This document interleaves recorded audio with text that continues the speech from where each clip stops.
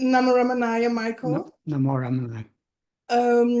We are having a third meeting following the book launch of Ramana Maharshi's 40 verses on what is, which is also known as Uڵḷadu Nāṛpadu, a book that is based on the talks and the writings you gave on those verses. And this is the third video in an 8-part video about 8 key points that you are mentioning in the introduction that you wrote for the book. And for anyone who is watching and doesn't have the introduction, there will be made available a free download link so that people can read it themselves. And the subject of today is, let me see, is we seem to be not aware of ourselves as we actually are, only because we now seem to have risen as ego, whose nature is to be always aware of itself as I am this body, and consequently aware of the appearance of other things. As a good opening question, I wanted to ask you, how do we recognize and experience ourselves as we truly are beyond the ego's identification with the body and its awareness of other things? We are always aware of ourselves as we actually are. That is, we as we actually are always aware of ourselves as we actually are. As Bhagavan says in verse 26 of Upadesha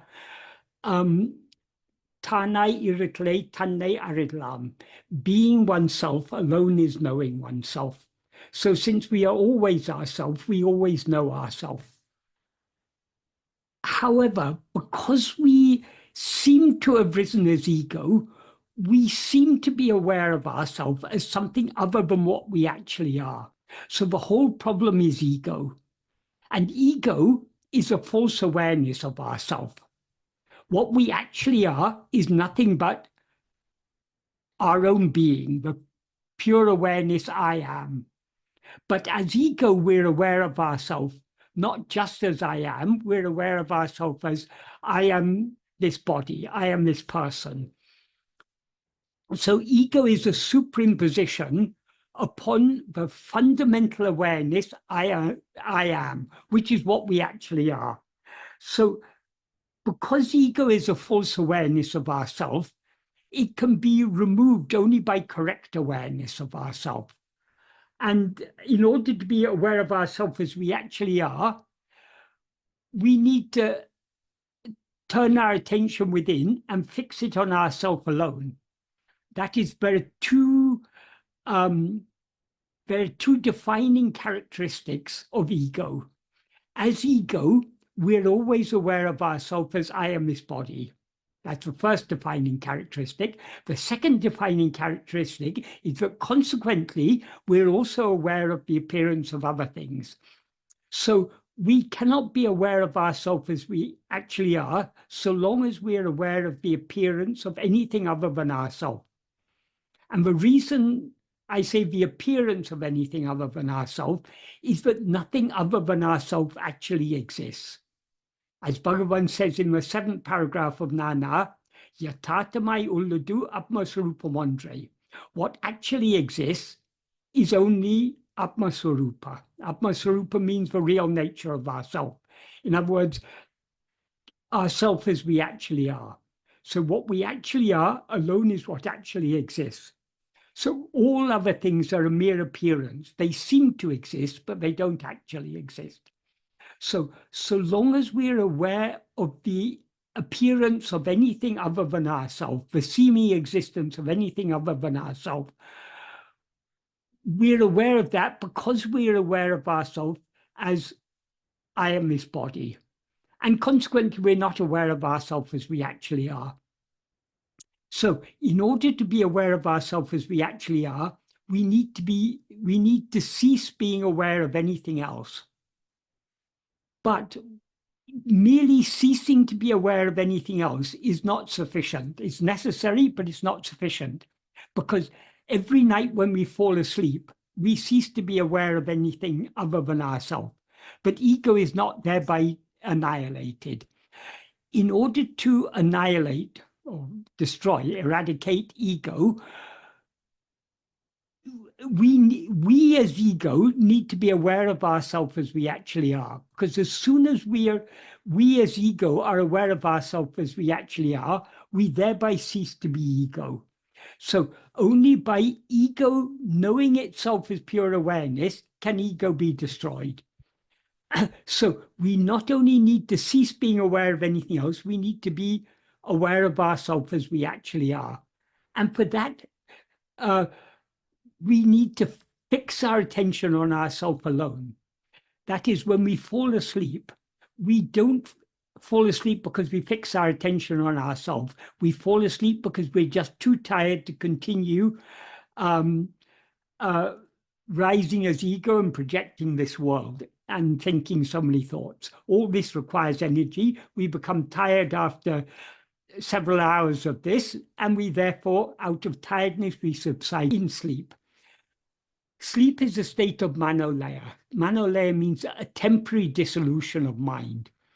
There are various other states of manolaya, but all states of manolaya are essentially the same. The difference between one state of manolaya and another state is that the way in which we go into that state. So if we go into a state of manolaya through tiredness, we call it sleep.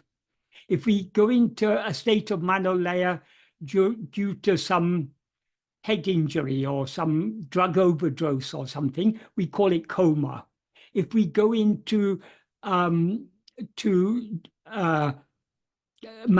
because of anesthesia, we call it general anesthesia. If we go into manolaya due to pranayama, breath restraint, or other related yoga practices, we call it nirvikalpa samadhi. But all of these are essentially the same. They are states of manolaya. Manolaya means dissolution of mind, but only temporary dissolution of mind. All these states are temporary because we go into them by some means other than fixing our attention on ourselves. The only means to bring about manonasa, which is a permanent dissolution of ego or mind, is to fix our attention on ourselves.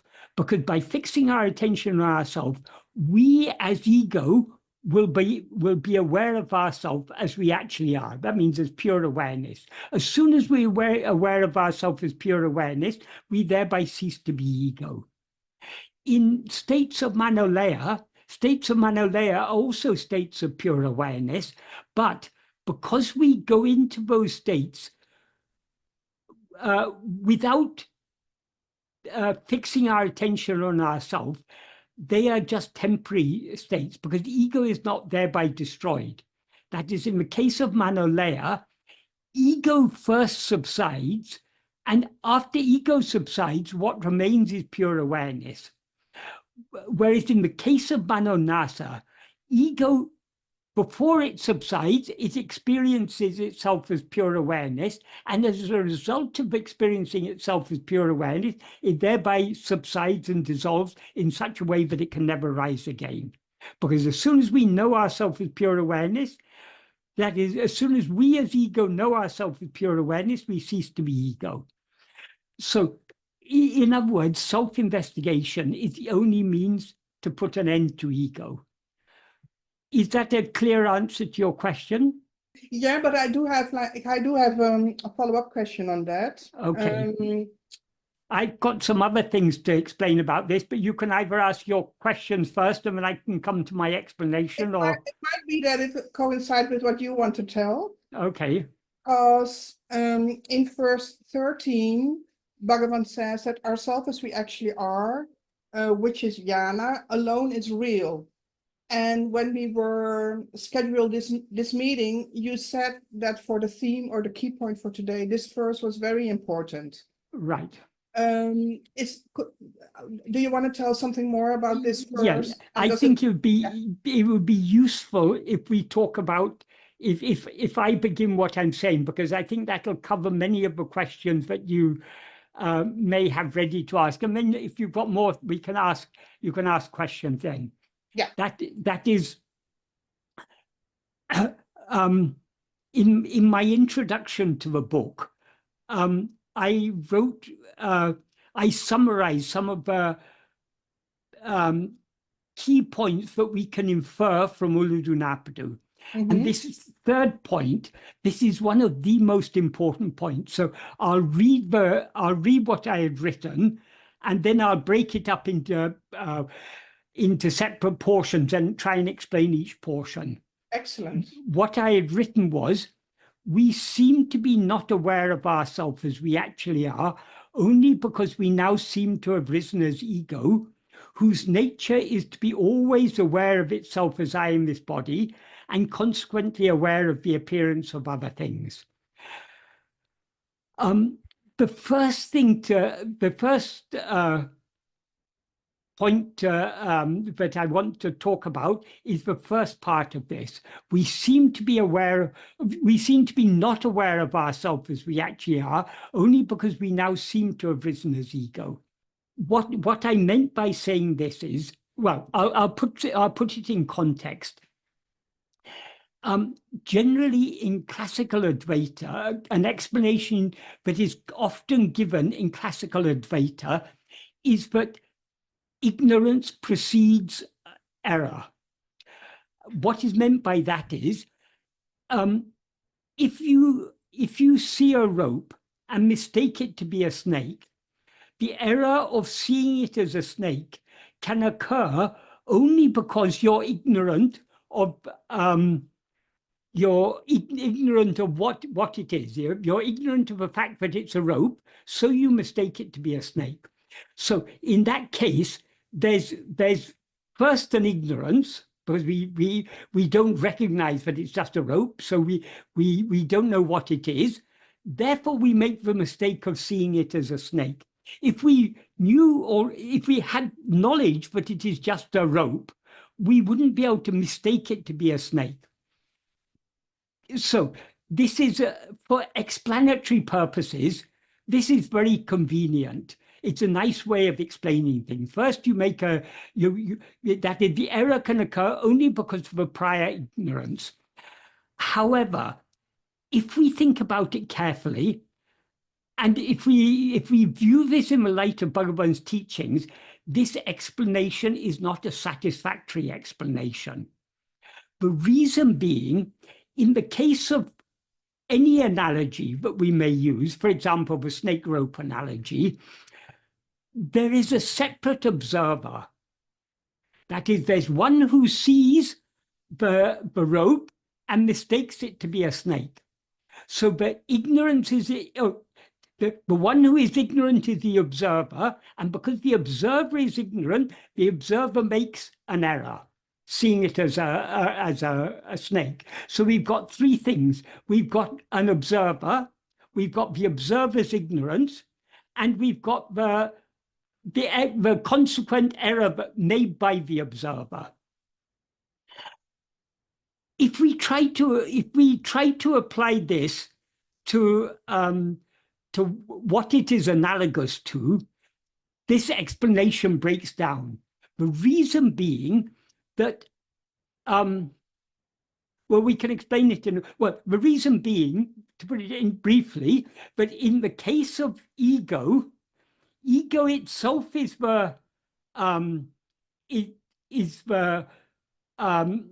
one who is ignorant and the one who makes the error. So the ignorance is the very nature of ego, and making the error is also the nature of ego. So in the case of what we are trying to illustrate, this analogy breaks down, because in the case of ego itself is the observer. It is the one who is ignorant and the one who makes the error. That is, that if we go with the explanation of given in classical Advaita, but ignorance precedes error, then we have to say, well, preceding ignorance, there has to be one who is ignorant. You can't have ignorance without one who is ignorant. And in classical Advaita, that is, among the followers of Shankara, after Shankara, there were two different schools of Advaita emerged, each favoring a different explanation. And one of they differed in a number of respects, but one of the fundamental ways in which they differed was they talked about the Vishaya of ignorance and the Ashraya of ignorance. Vishaya means the object of ignorance. So the object of ignorance is what we actually are, our real nature, Brahman. That is what we are ignorant of. The Ashraya means the place where the ignorance resides. In other words, who is ignorant? One school said Brahman cannot be ignorant, therefore it must be the jiva who is ignorant. The other school says, no, ignorance is primary. So the jiva emerges out of the ignorance. So the ignorance must reside in Brahman. But that's not a very satisfactory argument, because in effect that's saying Brahman is ignorant. They say, no, it's not saying that Brahman is ignorant, but ignorance resides in Brahman. That's the argument. But you can't have ignorance without one who is ignorant. And obviously Brahman cannot be ignorant, because everyone agreed Brahman cannot be ignorant. So there must be something that is ignorant. So if we want to split it, we have to say what comes first is one who is ignorant. Only after there's someone who is something that is ignorant, then only you can have ignorance. You can't have ignorance without something that is ignorant. And then only you have error. But Bhagavan has simplified all this. He made it very clear. The fundamental problem is ego. And ego is itself ignorance. And ego itself is the error. There's no ignorance or error other than ego. How is the ego ignorance? That is, ego is the false awareness, I am this body. Only because we're aware of ourselves as I am this body, we are consequently not aware of ourselves as the pure I am, but we actually are. So ego is superimposed upon this fundamental awareness. So ego is the one who is ignorant. Ego is the ignorance, because being aware of ourselves as I am this body is a false awareness of ourselves. And that false awareness of ourselves is ignorance. That is, truly speaking, we are never ignorant of ourselves. We always know ourselves. We are all aware I am. So we are aware that I am, but as ego, we are not aware what I am, because we mistake ourselves to be something other than what we actually are. So there is no ignorance other than ego. Ego itself is the ignorant, and the error takes two forms. There are two forms of the error. The first error is mistaking ourselves to be I am this body, and the second error is being aware of the semi-existence of other things, because what actually exists is only one thing, namely ourself. So ego is both that which is aware of itself as I am this body, and that which is aware of the appearance of other things. So there's no error other than ego. In verse 26 of Uḻḷadu Nāṛpadu, Bhagavan says, if ego comes into existence, everything comes into existence. If ego doesn't exist, everything doesn't exist. The reason he says that, everything there means all phenomena, everything that is known, all objects of knowledge. Phenomena seem to exist only in the view of ego. So without ego, no phenomena can exist. So that is why Bhagavan says, only when ego comes into existence does everything come into existence. That means all phenomena come into existence only when we rise as ego. And if ego doesn't exist, everything doesn't exist. That means all phenomena doesn't exist. Do not exist, sorry. Then he goes on in the third sentence to say, ahande yavamam, ego itself is everything. Why does he say ego itself is everything? That is, ego is the experiencer, and everything is what ego experiences. So we have to distinguish ego from everything. This is what is called drik drisya viveka, distinguishing the seer from the seen. That is because in order to know ourselves, we first need to distinguish ourselves from all the objects of our knowledge.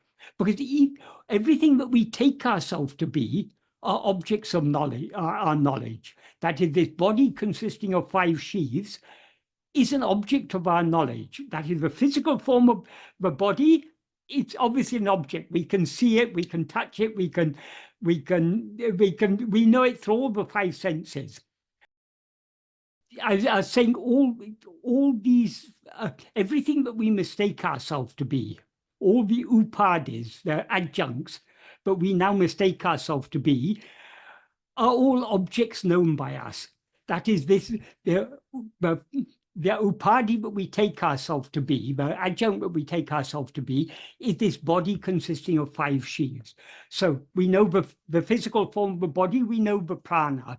We also know the mind.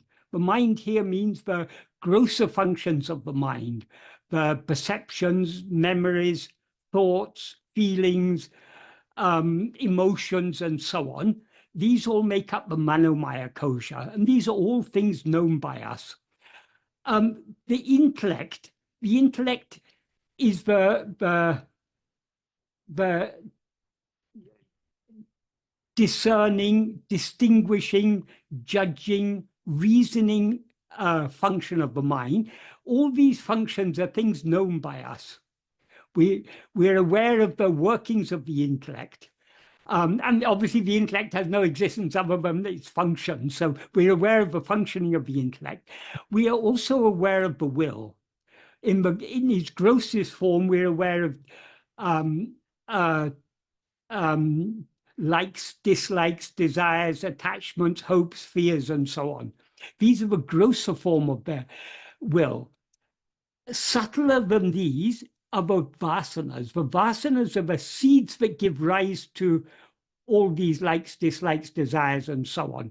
In other words, our likes, dislikes, desires, hopes, fears, and so on, in their seed form are vasanas. Vasanas means inclinations. So we're also aware of our inclinations. The mind that is very outward going may not notice the will functioning at the level of, or may not be so clearly aware of the functioning of their will at the level of vasanas, because it is so outward going. It's aware of the grosser manifestation of the vasanas, the likes, dislikes, and so on. But if we pay close attention to the workings of the will, we will see all of these likes, dislikes, and so on arise from inclinations. So those inclinations are the vasanas. So these make up the 5 sheaths, which are the physical form of the body, the life or prana, the mind, the intellect, and the will. All of these are objects known by us. So when we say ego is that, the nature of ego is to be aware of itself as I am this body, and consequently aware of other things. Among the other things that it is aware of, the first one is the body that it takes to be itself. So since none of these things, since neither the body nor any of the other phenomena that appear have any existence independent of ego, they are all, and since it's the very nature of ego to be aware of itself as I am this body and consequently aware of other things, Bhagavan says ego itself is everything. That is, this world, all this multitude of phenomena that we are aware of, have no existence whatsoever independent of ego. They borrow their semi-existence from the semi-existence of ourself as ego. So just as when we are dreaming, there's no dream body or dream world independent of ourself. So when we are dreaming, we see ourselves as the dream world. Likewise, our present state, according to Bhagavan, is just a dream. So what we are seeing as all this is ourself. So we ourselves, as ego, are seeing ourselves as all this multiplicity. That's why Bhagavan says, ahandeya yavamam. Every ego itself is everything. In the Upanishads, it is said, all of this is Brahman, sarvam kalvidam Brahma. But Bhagavan says all of this is ego. This is not a contradiction.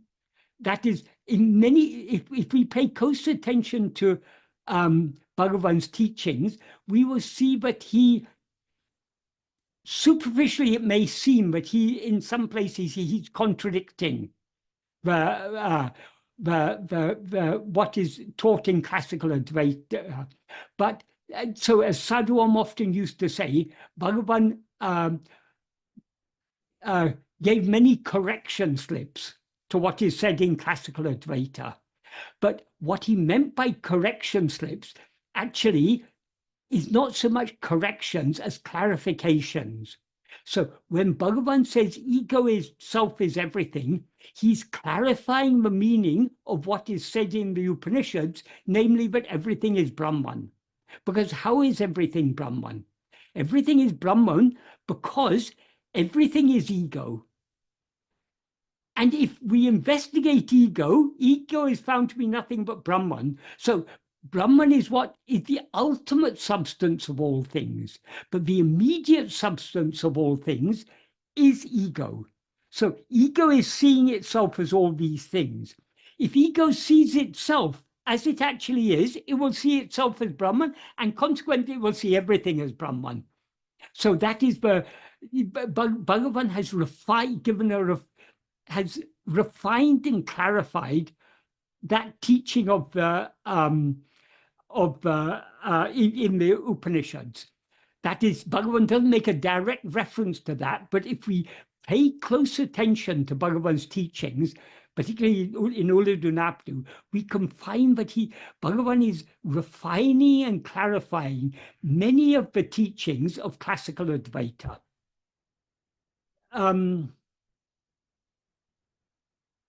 Just trying to remember all, but I have many ideas in mind to explain. So this is why I say we seem to be not aware of ourselves as we actually are, only because we now seem to have risen as ego.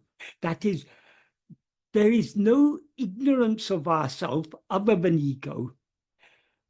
So we are seeming to be not aware of ourselves is what is called avidya. Our seeming to be not aware of ourselves as we actually are. Of course, we're always aware of ourselves, but we're aware of ourselves as something. We seem to be aware of ourselves as something other than what we actually are. Now we're aware of ourselves as I am this body. This body is obviously limited. It's limited in so many ways. It's limited in space. It's only occupying a small portion of space in this vast, seemingly vast universe. It's limited in time. It's occupying. It was born at such and such time, and it's going to die at such and such a time. Before that, it didn't exist. After that, it will not exist. So we by rising as ego, we seemingly limit ourselves within time and space. We not only limit ourselves in time and space, we limit ourselves in the sense that because if I am this body, then I'm not this table, I'm not this PC, I'm not this microphone, I'm not this keyboard. That is, because by taking ourselves to be one object, we separate ourselves from all other objects. Very seemingly, so we are limiting ourselves in so many ways by rising as ego. Whereas what we actually are is unlimited pure awareness. That pure awareness is, because awareness is not a form, Awareness is that in which all things appear and all things disappear. So it is not limited by anything. Even to say awareness is that in which everything appears, that is, even this needs clarifying, and Bhagavan has clarified this in so many ways. That is, the awareness in which all phenomena appear and disappear is ego. And ego, the awareness in which ego appears and disappears is the pure awareness. But whereas ego is aware of all other things, and that's why we say they appear in pure aware, in ego's awareness, in the awareness that is ego, that means ego couldn't appear without the pure awareness. Without the fundamental awareness I am, we couldn't be aware of ourselves as I am this body. But that doesn't mean that this fundamental awareness I am, the pure awareness, is aware of ego. Ego seems to exist only in its own view, not in the view of pure awareness, which is what it actually is. That's also a very important point to understand, because this is another thing that is in classical Advaita is not at all clear. And you will often hear classical Advaitins saying that they talk about witness consciousness, and and what they take to be witness consciousness is that which is aware of all this. But they also take that witness consciousness to be pure awareness. So in other words, they're saying pure awareness is what is aware of all this. That is obviously not the case, because if pure awareness were aware of all this, it wouldn't be pure awareness. Pure awareness is that awareness that is just aware, devoid of any content, devoid of any the appearance of any phenomena. So, but about this word sakshi, sakshi means witness. Bhagavan clarified about this, saying that the word sakshi is used in two senses. In some contexts, when the classical texts talk about sakshi, they are talking about sakshi as that which is aware of everything. That which is aware of everything is ego. So ego is sakshi chaitanya in the sense that it is the awareness that witnesses, that is aware of the existence of all other things. But Bhagavan said, witness is also used in a deeper sense. In the deeper sense in which the term witness is used, it doesn't mean witness in the sense of that which is aware, but in the sense of that in whose presence things appear. So Bhagavan said, in that deeper sense, sakshi means sanadhi. In other words, witness means presence. So Brahman is called the sarva sakshi, the witness of everything, and a jiva sakshi, the witness of jiva, not because Brahman is aware of everything, or not because Brahman is aware of jiva, because it is only in the presence of Brahman, but jiva and everything else appear, but not in the view of Brahman, only in its presence, in its being. Everything appears only in the view of ego. So, so coming back to this key point that we're talking about today, we seem to be not aware of ourselves as we actually are, only because we now seem to have risen as ego. If we hadn't arisen as ego, there would be nothing obstructing the awareness of ourselves as we actually are. It is only in the view of ourselves as ego, but we seem to be not aware of ourselves as we actually are. But what we actually are is always aware of itself as it actually is. So the whole problem is ego. Bhagavan has made this clear.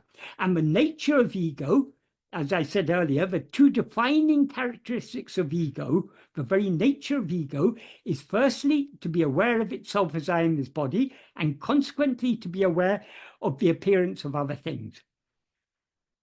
To relate this to some of the verses of Uڵḷadu Nāṛpadu,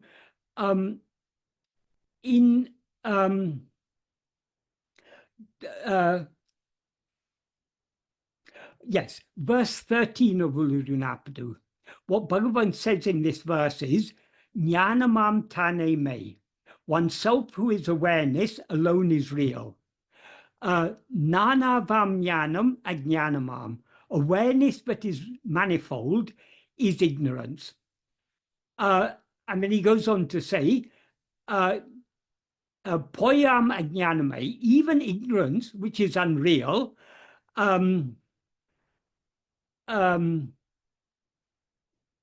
Jnanamam tanne andri indru. Even ignorance which is unreal does not exist except as or independent of oneself who is awareness. So this ignorance is nothing other than it's nothing other than awareness, just like ornaments are nothing other than gold. So he then gives the analogy, all the many ornaments are unreal. Do they exist except as gold? Say. What he means by this is, ornaments are forms. The substance which appears in that form is the gold. So this in the case of gold ornaments. So relatively speaking, what is real is the gold. The ornaments are unreal because the same gold that today can appear in the form of a bangle can tomorrow be melted and made into a necklace. So the forms are changing, therefore they're unreal. Relatively speaking, gold is real because gold is relatively enduring. Of course, gold isn't absolutely real because even gold, if you break down the molecules that form the gold, you can break it down into atoms or whatever. So, but relatively speaking, gold is real, the ornaments are unreal. This gold ornament analogy and the parallel analogy of pot and clay, so clay and pot, these are two of the classical analogies used in Advaita. And what these analogies are intended to illustrate is that what is real is the substance. The form is unreal. So if you've got a collection of gold ornaments, if you take away the gold, no ornaments are left. That is, the forms cannot exist without the substance. So relatively speaking, the substance is real, the forms are unreal.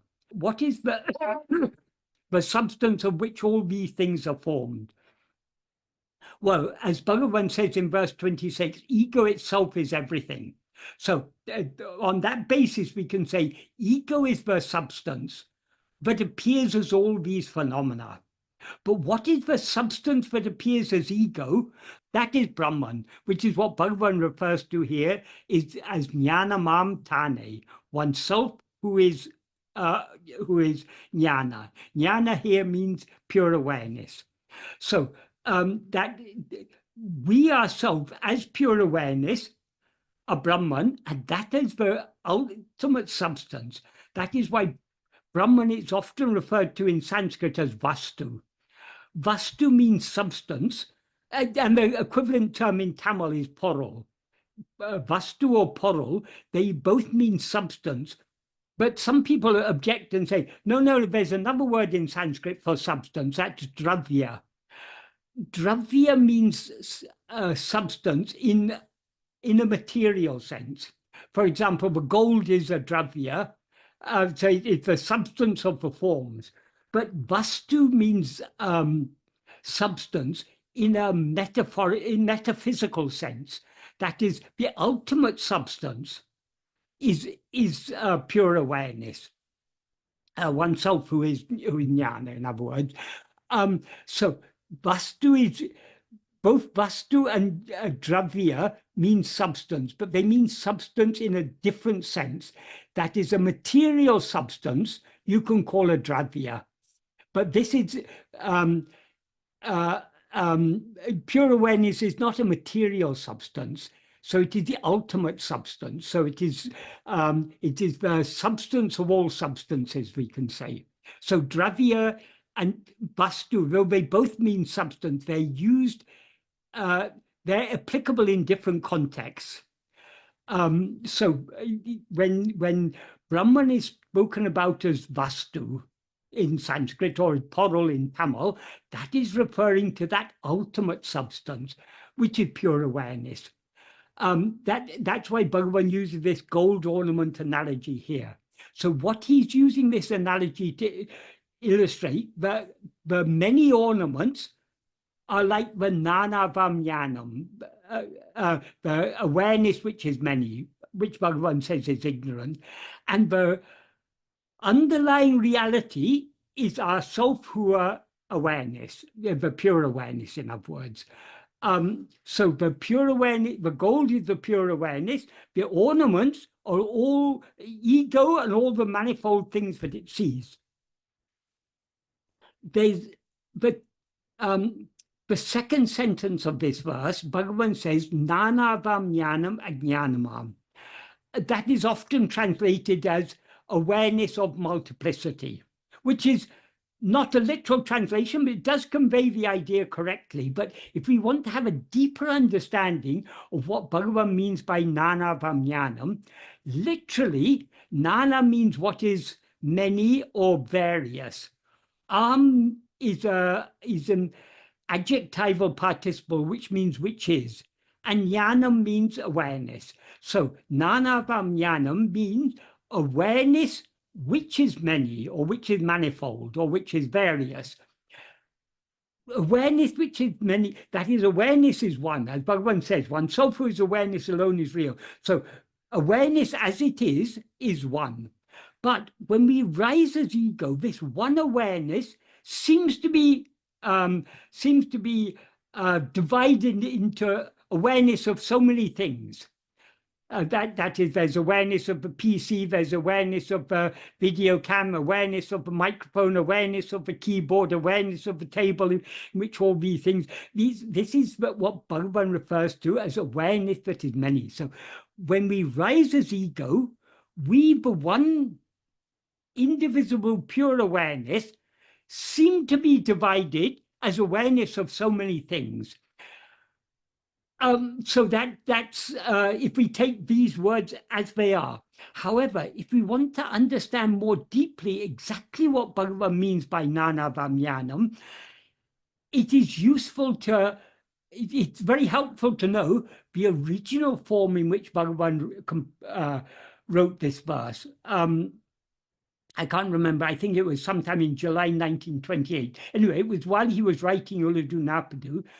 He first wrote this verse in a different form, and then on the same day, he modified it in order to fit more, in order to pack more into it. Yes, here it is.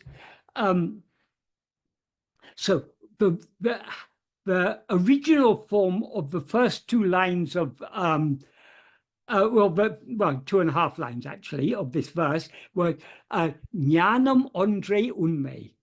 That is, jnana alone is real. Jnana here means pure awareness. So awareness alone is real. Nana vaikankindra jnanam andri indru ajnanam tan jnanamam tanne andri indru. That is only what is different in this verse is only the first 1 3/4 lines. That is, he changed the sentence jnanam andre unme to pack more into it. He changed it as jnanamam tane me. That is, jnanam andre unme means jnana alone is real, and he changed it to oneself who is jnana alone is real. And then he changed nanavam jnanam, he changed nanavaikankindra jnanam to nanavam jnanam. So nanavaikankindra jnana means the awareness that sees as many. So what is the awareness that sees as many? That is, what actually exists is only that one awareness. But there seems to be an awareness but knows that one as many, that sees the one as many. So the awareness that sees as many is ego. As ego, we are not other than pure awareness, but we seem to be something other than pure awareness, because instead of knowing ourself alone, we know ourself as the appearance of all these phenomena. So what Bhagavan means by nana vamyanam, the awareness that is many, is nana vaikankindra jnana, the jnana that sees as many. That sees what as many? That sees itself for one thing that actually exists as many.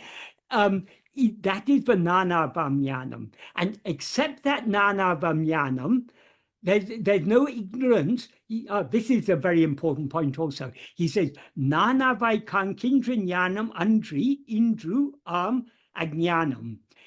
That means ajnana, ignorance, which does not exist except as nana vaikankindra jnana, except as the awareness that sees as many.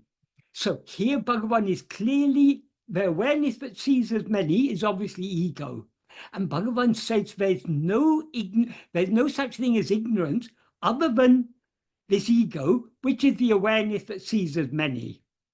So though he modified this verse in order to pack in more into it, more meaning into it, this original version of the verse is very, very important.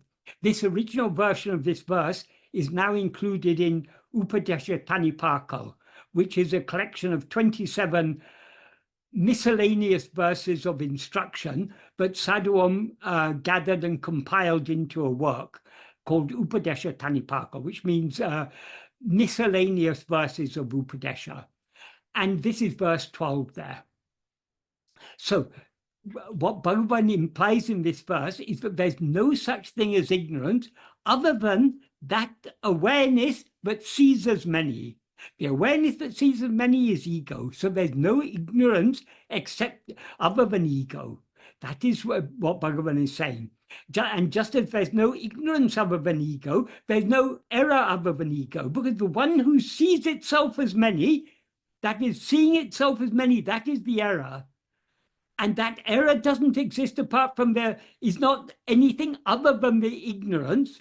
And that ignorance is that awareness that sees as many, so that is ego. So Bhagavan is clearly indicating here, as I said at the beginning, that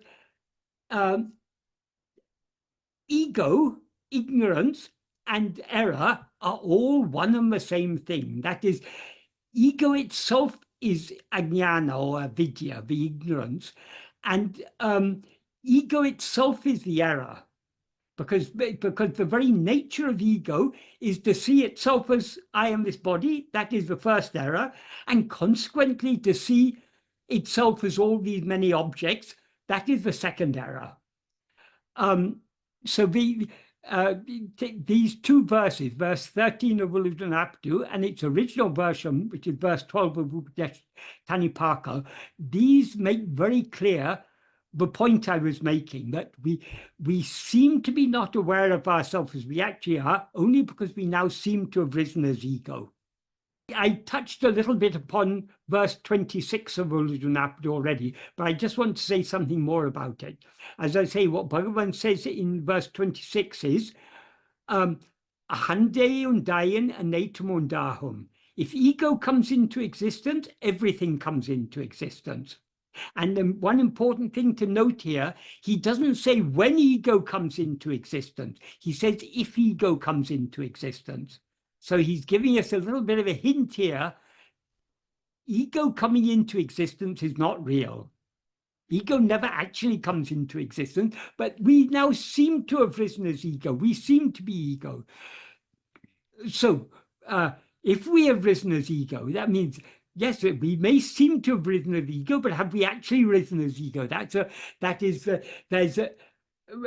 Bhagavan is, by using this word, by using undying, which means if coming into existence, by using this conditional form that implies if, Bhagavan is giving us a hint, but this isn't actually real. So if ego comes into existence, everything comes into existence. Ahande indrail indruanatam. If ego doesn't exist, everything doesn't exist. Ahande yavamam. Ego itself is everything. And then he says, Adalal yadu idu endru nadale ovadal yavamena or. That means, therefore, know that investigating what this is, investigating what this is alone is giving up everything. Investigating what this is means investigating what ego is. If we investigate what ego is, that is giving up everything. Why is it giving up everything? Because as Bhagavan made clear in the previous verse and in so many other verses of Uḷḷadu Nāṛpadu, if we investigate ego, that is, we seem to be ego only so long as we're attending to things other than ourselves. So if we turn our attention back within to see who am I who have risen as ego, ego will thereby, as he said in the previous verse, it will take flight, it will run away. In other words, it will subside and dissolve back into its source. And its source is our own being, the fundamental awareness I am. So this false awareness, I am this body, which is ego, has risen from the fundamental awareness I am, which is our being, what we actually are. So if we investigate ego, ego will thereby subside and dissolve.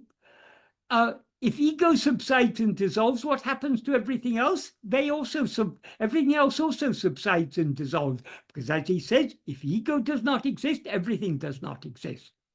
So in this verse, he's very strongly emphasizing that everything depends for its semi-existence upon the semi-existence of ourself as ego. And regarding the nature of ego, in the previous verse, he very clearly describes what the nature of ego is. That is actually, it's useful to go back 2 verses, verse 24, because this is where Bhagavan begins to, well, even in verse 23, he touches upon it a little, but verse 24, he gets down to really analyzing what this ego is. What he says in verse 24 is, Uḻḷadu Nāṛpadu.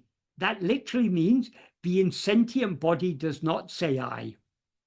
This is a metaphorical way of saying the insentient body is not aware of itself as I. That is, when he says it does not say I, that's a metaphorical way of saying it's not aware of itself as I. Why is the body not aware of itself? Because it is jada. Jada means what is not aware, what is insentient in the sense of not being aware. So since the body has no awareness, since it's jada, it's got no more awareness than a stone or a piece of wood. So it's just a material thing. It's got no awareness. So since it is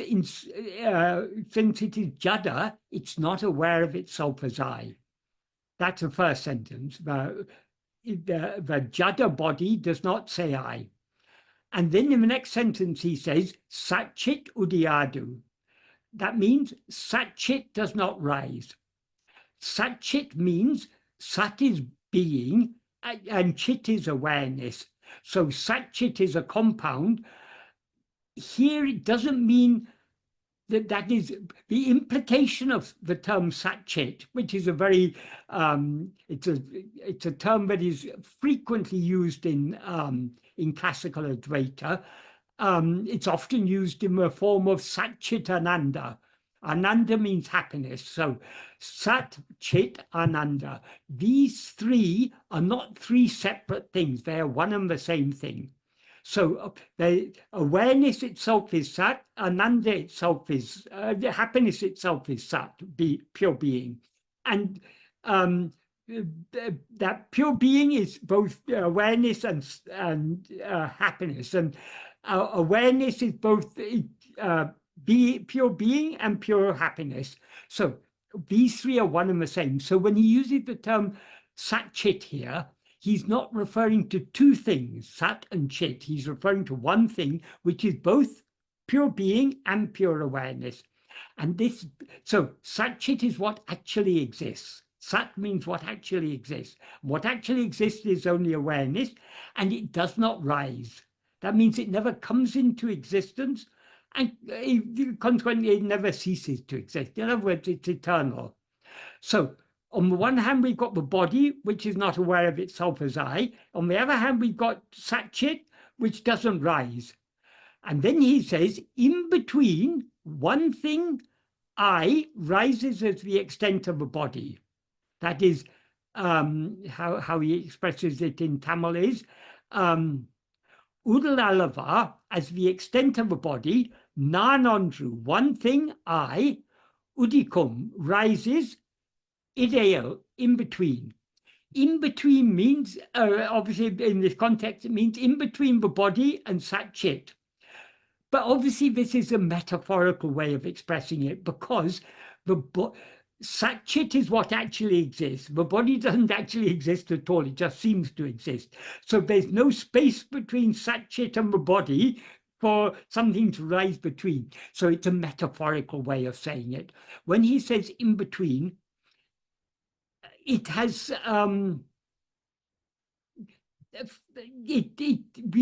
from this term in between, we can understand certain things. That is the only connection that the body and all other phenomena have with Sat Chit is this ego. So in that sense, ego is in between, in the sense that it's the intermediary, so to speak. That is the body and all other phenomena do not have any existence independent of ego, because they do not seem to exist except in the view of ego. So the only connection that all these phenomena, including the body, have with Sat Chit is through ego. That is, what actually exists is only Sat Chit. That is what is fundamental. Ego rises and projects the body and all the world. So ego is in between in that sense. Another sense in which he uses the term in between here is it can be illustrated with an example. Supposing you read a story in the newspaper and you're a little bit doubtful about it. So you think this can't be quite true. So you ask a friend, is this story true or false? Your friend may say, it's neither wholly true nor wholly false. It's somewhere in between. What does that mean? It has got a mixture of fact and fiction. So that there may be some elements of truth in it, but other elements of falsehood. Like that, ego is in between, because ego borrows its existence and awareness from Sat Chit. So in that sense, ego has an element of reality in it. But because it limits itself as the extent of a body, it also, I mean, when he says it rises as the extent of a body, that is, ego actually experiences itself as I am this body. So it is in that mixed awareness, that adjunct conflated awareness, I am this body, I am is Sat Chit. The adjunct, this body, the upadi, that is jada. So being jada is therefore unreal. So ego is neither entirely real nor entirely unreal. It's got an element of reality in it. What is real in ego is only this fundamental awareness I am.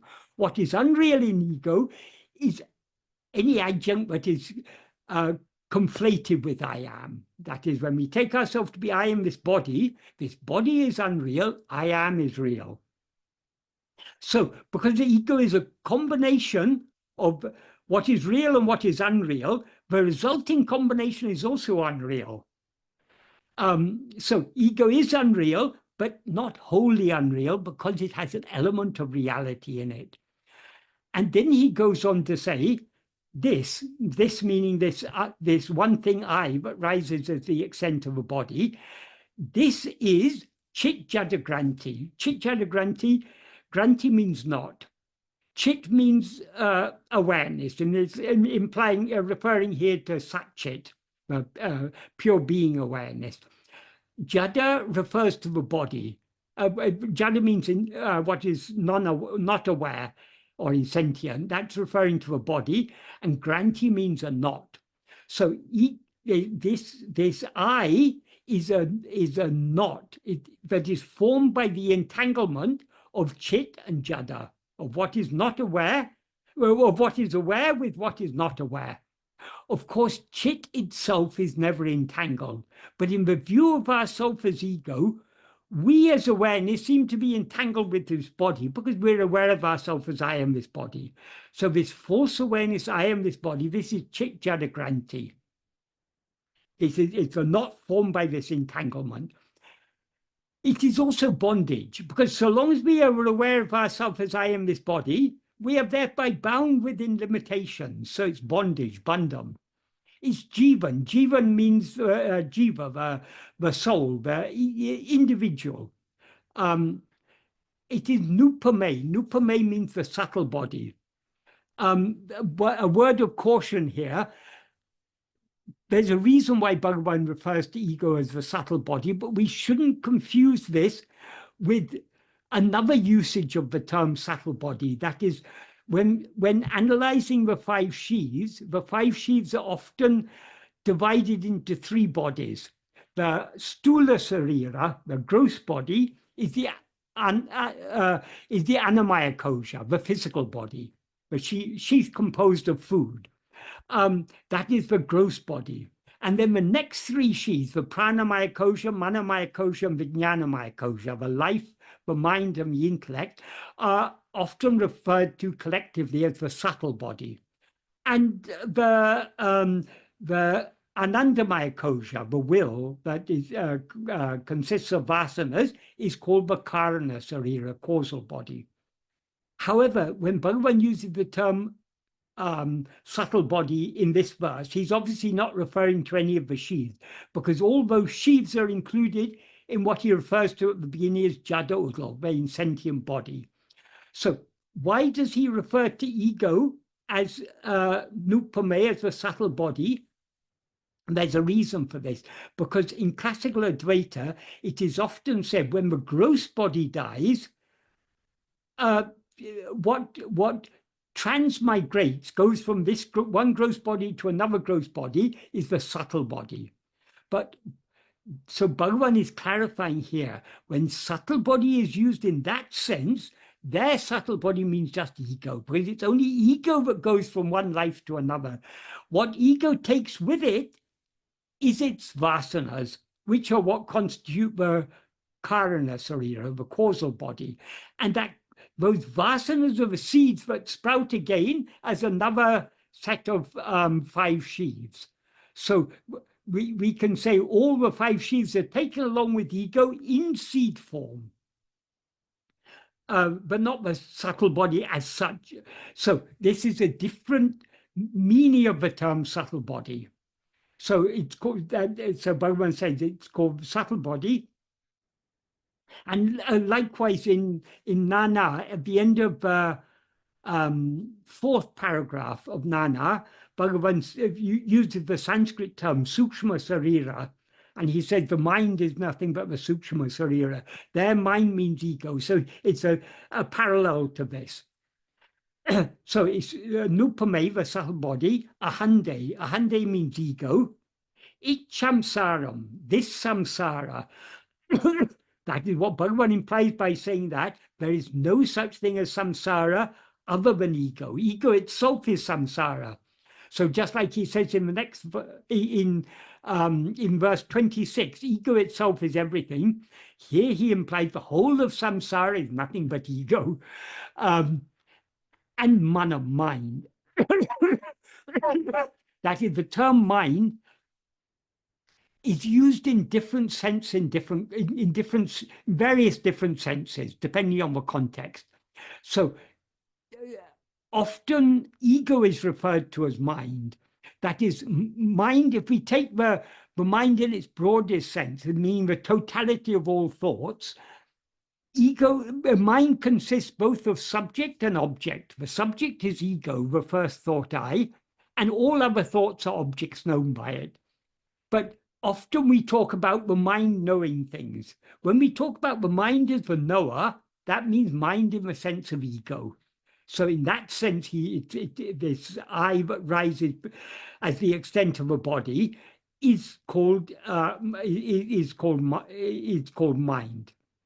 So that's verse 24. But that wasn't actually the main one I wanted to deal with, but it's a good introduction to verse 25. In verse 25, the main subject of the verse is mentioned only in the last line. What he says in the last line is Uruvatra Peyahande.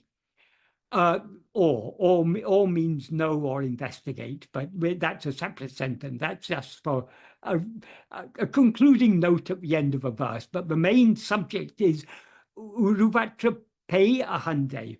Uruvatra means formless. Pei means is a Tamil equivalent of the Sanskrit term pisasa. Pisasa is a certain class of demons who are noted for possessing people or possessing dead bodies or whatever. So it's a particular type of demon. So it's often translated as phantom, but more correctly translated as demon. But there are so many different classes of demons. Pei is a particular type of demon, but possesses bodies. So that's why Bhagavan uses this term here. So it's a formless demon ego. Why is it formless? Because it has no form of its own. So since ego has no form of its own, without form, it has no separate existence. That is, its only form that distinguishes one thing from another. In a state of formlessness, there's only oneness because there's nothing to separate. There's no separation in a formless state. So all separation is caused by form. So ego in its essential nature is formless. So it has no separate existence. So it cannot seem to exist without without grasping the form of a body, without grasping a form. The form that it grasps is a body which it takes to be I. So, as I say, that's the last line. But if we start the verse from the beginning, what he says is, Urupatriyundam, grasping form, it comes into existence. It meaning ego. Grasping form, what it means, that is whatever forms it grasps are things other than itself, because it is formless. It has no form of its own. So all forms are things other than itself. The first form it grasps is the form of a body. Body means not just the physical body, but a body consisting of 5 sheaths. So without grasping the form of a body as I, ego cannot come into existence. That's why he says, grasping form, it comes into existence. That is, as soon as it rises, it projects and grasps the form of a body as I. That doesn't mean that a body exists that any forms exist independent of ego, because as he makes clear in the next verse, verse 26, if ego comes into existence, everything comes into existence.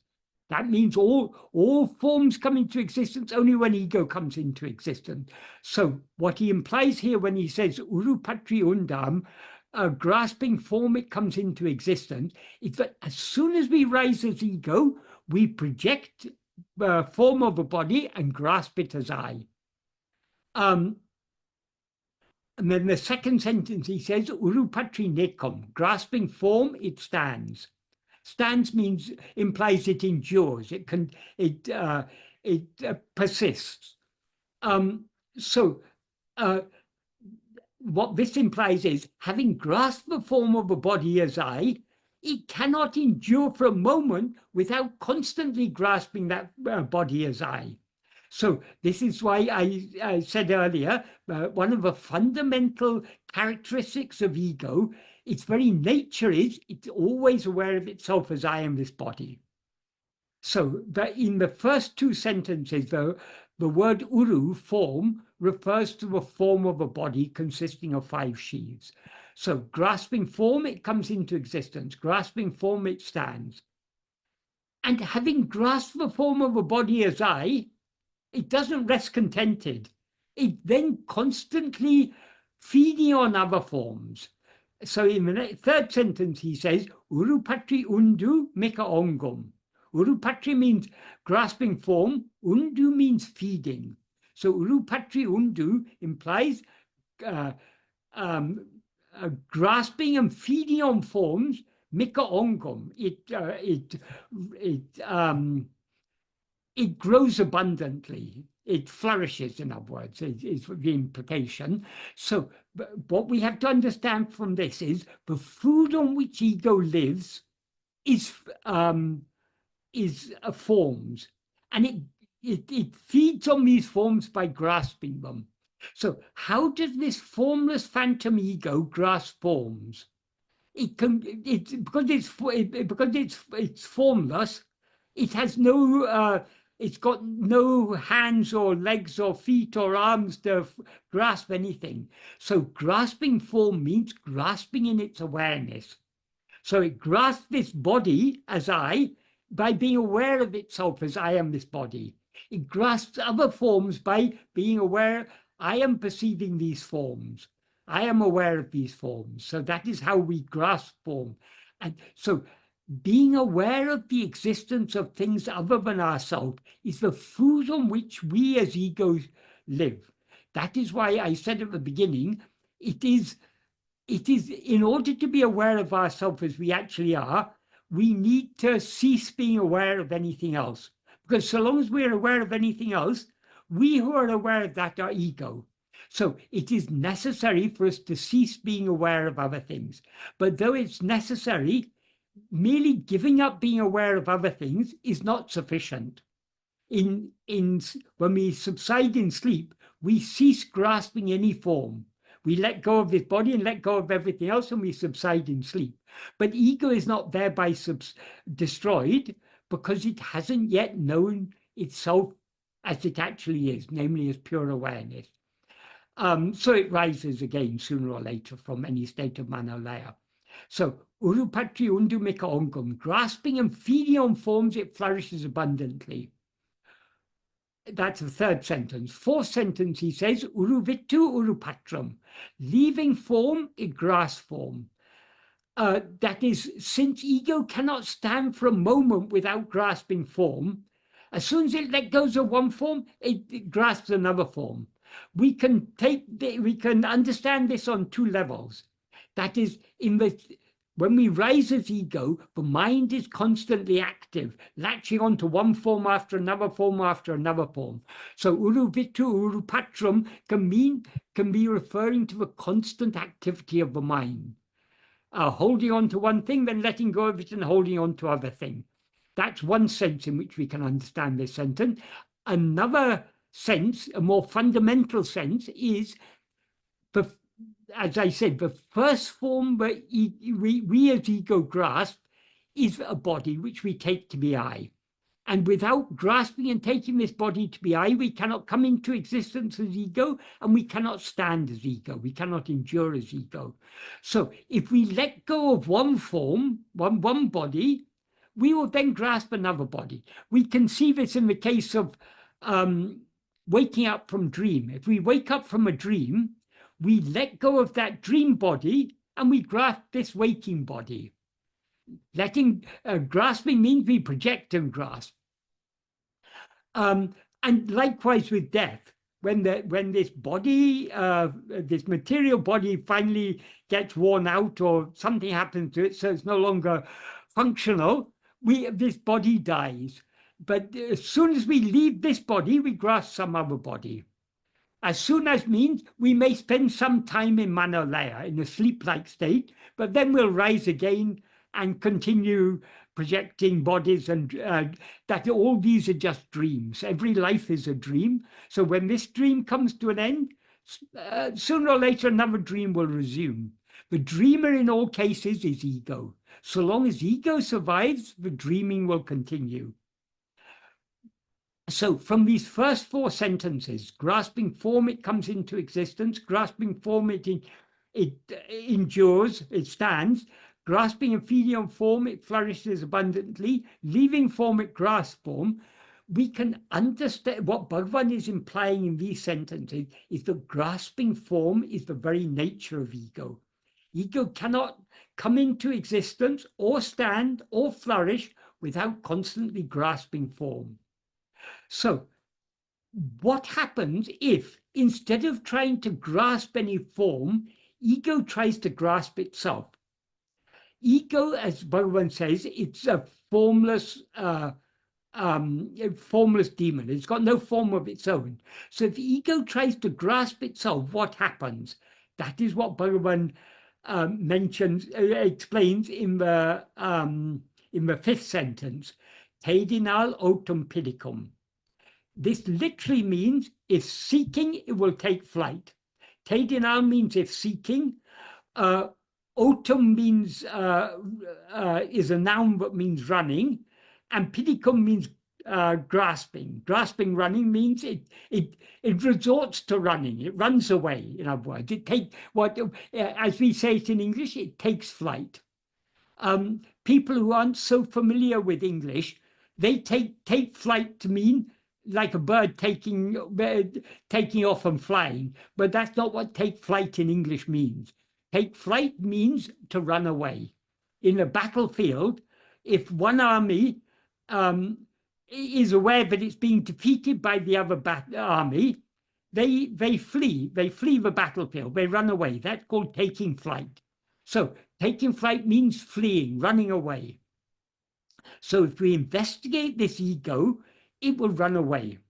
Oh yes, this word tedinal has no explicit subject or object. It just says if seeking, that's all it means. The implication is if ego, instead of grasping form, if it seeks to know its own reality, if it seeks to know who am I, in other words, if it investigates itself to see who am I, it will thereby take flight. So what do we have to understand from this? The very nature of ego is grasping form. So we are aware of ourselves as ego so long as we're aware of anything other than ourselves. So long as we are not looking at ourselves, so long as we're looking at other things, so long as we're attending to anything other than ourselves, we seem to be ego.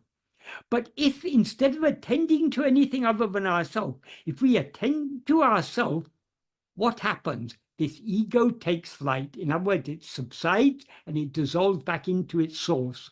And what is the source of ego? The fundamental awareness I am. Because what exists and shines in sleep is only this fundamental awareness I am. So when we subside in sleep, we subside back into our being, into I am.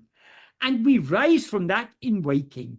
So the source from which ego rises is our own being, the fundamental awareness I am. So if we seek to know the reality of ego, ego will take flight. So this is the nature of ego, and this is why he says in the next verse, know that investigating what this is alone is giving up everything. What this is means what this ego is. So to investigate this ego will take flight, and everything else will take flight along with it, because nothing can exist independent of ego.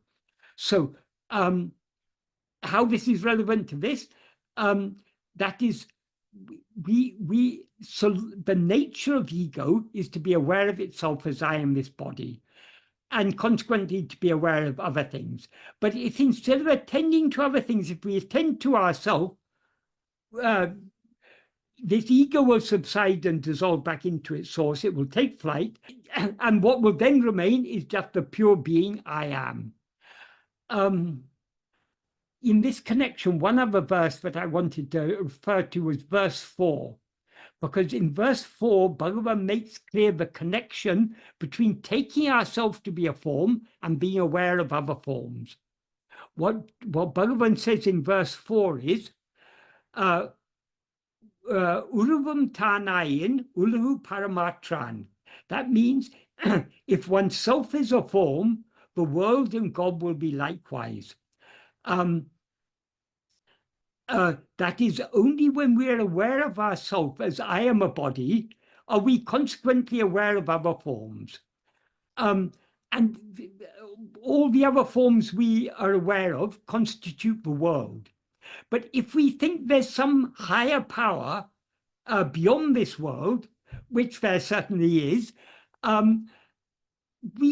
so long as we're aware of ourselves as a form, we cannot we cannot know that higher power as it actually is, because that higher power as it actually is infinite. It's formless. It has no limits of any kind whatsoever.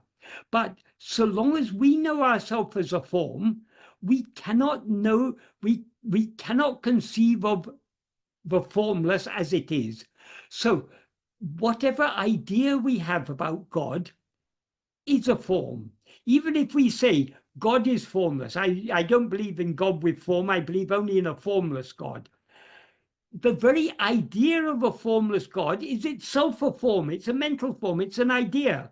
So we cannot know God as anything other than a form of some kind or other, so long as we know ourselves as a form. If we want to know God as formless, we need to know ourselves as formless. Then only we can know as God as formless. And when we know ourselves as formless, we will know that God is nothing other than ourselves.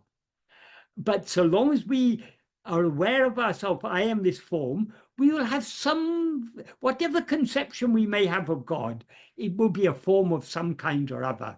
Maybe a very subtle form, but every idea, the very idea of God is a form. So God seems to be something separate from ourselves only because we have limited ourselves as a form of this body. So as a form of this body, we obviously have limited knowledge, limited power, and our love is also limited in the form of likes, dislikes, desires, and so on.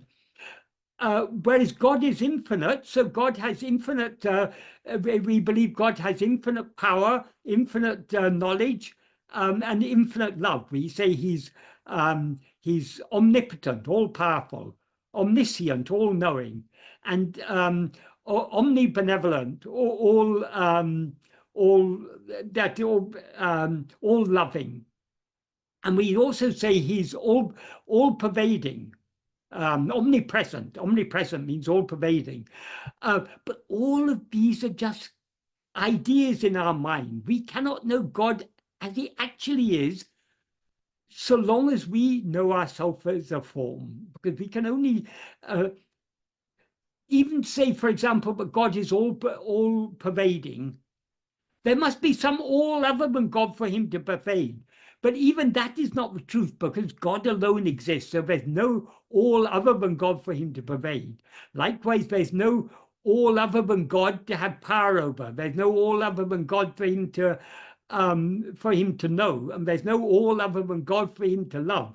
So whatever idea we have of God is a limited idea of God. That's why Bhagavan said, if oneself is a form, the world and God will be likewise, means they will also be forms. Then he says, if oneself is not a form, who can see their forms? How? That means if we are not a form, who is there to see their forms? It's only when we take ourselves to be a form of a body, but we are aware of forms. In sleep, for example, we do not rise as ego, therefore we do not experience ourselves as a form, therefore we aren't aware of any forms whatsoever.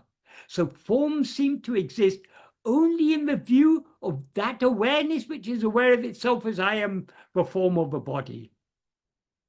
So he says, who can see their forms? How? Means how to see those any forms if we are formless.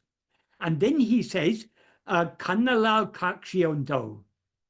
Superficially, this question means, alal means besides.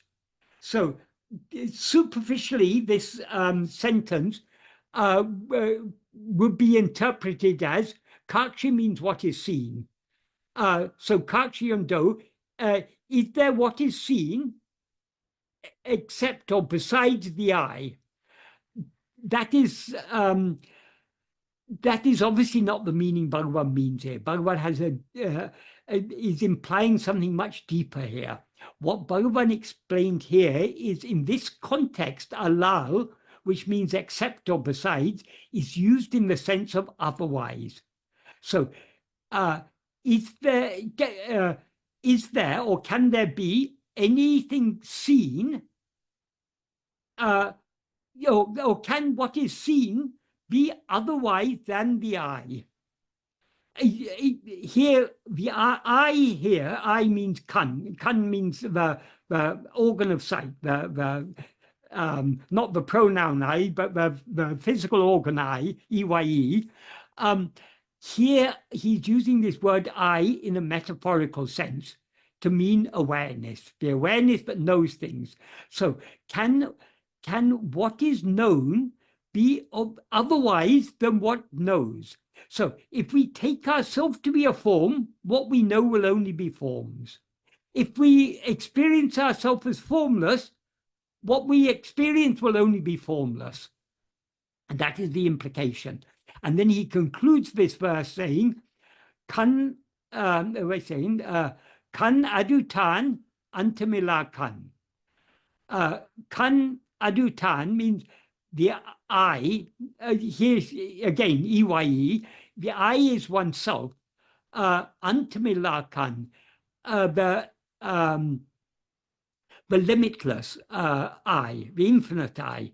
Antam means end or limit. Antamila means limitless. So the limitless I, the infinite I. So what he's saying here is the real I, when he said kan here, he's implying the real I. The real I is oneself. Oneself here means ourself as we actually are. What we actually are, that is the real I, the real awareness. It is the infinite I, the infinite awareness. So in the view of the infinite awareness that we actually are, what can be known? Nothing finite can be known, only the infinite can be known.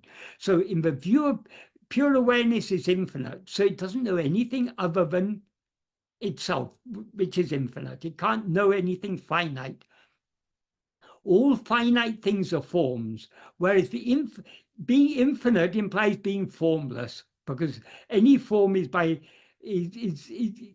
any form is a limitation. So you can't have an unlimited form, an infinite form. So all forms are finite. So if something is infinite, is formless. So the real I, the real awareness, is formless. So it cannot know any forms, is the implication. So, but what we have to understand from this verse is we're aware of the appearance of other forms, other things, only because we're aware of ourselves as I am this body. Because we identify, by rising as ego, we project and identify ourselves as a body. And through the five senses of this body, we project all this physical world. And within the mind of this, which is a part of one of the constituents of this body, we're aware of all other things: perceptions, memories, thoughts, feelings, the workings of the intellect, and all the vasanas and all the likes, dislikes, desires, attachments that result from this. All these appear only because we've risen and taken the form of this body to be I.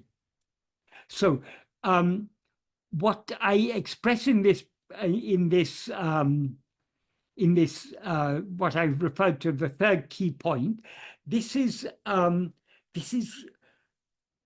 one of the fundamental principles of Bhagavan's teachings.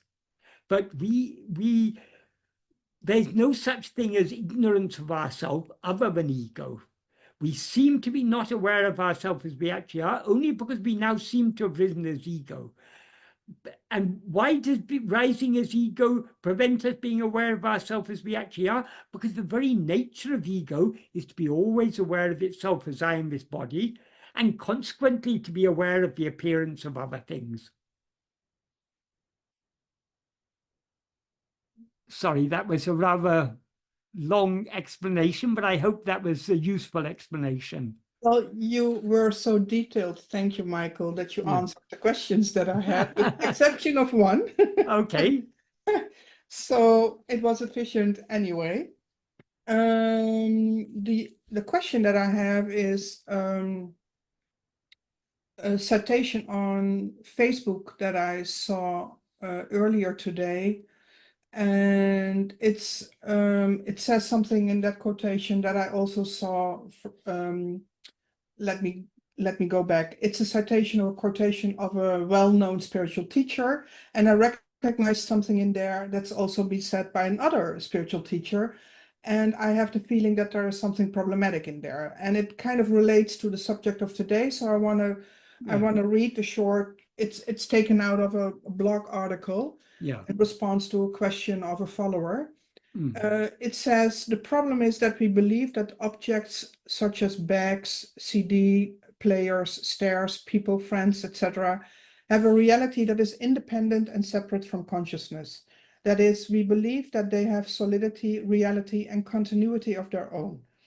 Experience is real. The experience of the bag, the stairs, the friends, etc., is real. But the reality of experience does not belong to apparent objects. It belongs to consciousness. Something is there, something is present, but it is not an object, not an other. It is being consciousness. It is I, it is friending, staring, like stairs, to go upstairs, boxing, CDing. And I also know another spiritual teacher that says the same thing. It's the computer computing, and it's the walling. For me, that seemed problematic to put it in that way, because people might still think that there are objects just being themselves, or however you can translate that. So I wanted to ask your response to this. Yes, I've heard a lot of the neo-Advaita teachers say like this. Basically, they believe experience. I think part of that was the experience is real. Yeah, experience is real. The experience of the bag, etc., is real. No, the experience. If the experience is real, then the experiencer must be real. So they are giving reality. The experiencer, as Bhagavan made clear, is not pure awareness, it is only ego.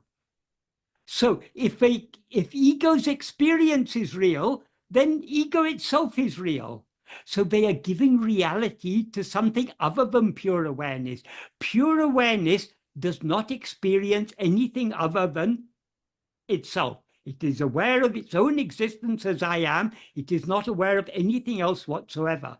What is aware of bags and PCs and whatever else, stairs and anything, it is only ourself as ego. All these things, if we rise as ego, all these things seem to exist. If we do not rise as ego, nothing seems to exist.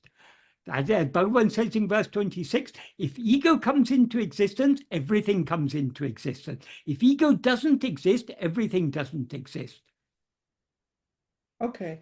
So what this person seems to be trying to say, but it's not very clear, because there seems to be also a slight inconsistency, seems to be saying that the objects of perception are not real, but the perceiving is real and the perceiver is real.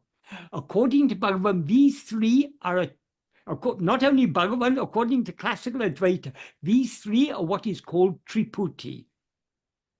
That is the knower, what is known and the means of knowing it. This is what is called sometimes the Jnata is the knower, Jnaya is the what is known, and Jnana,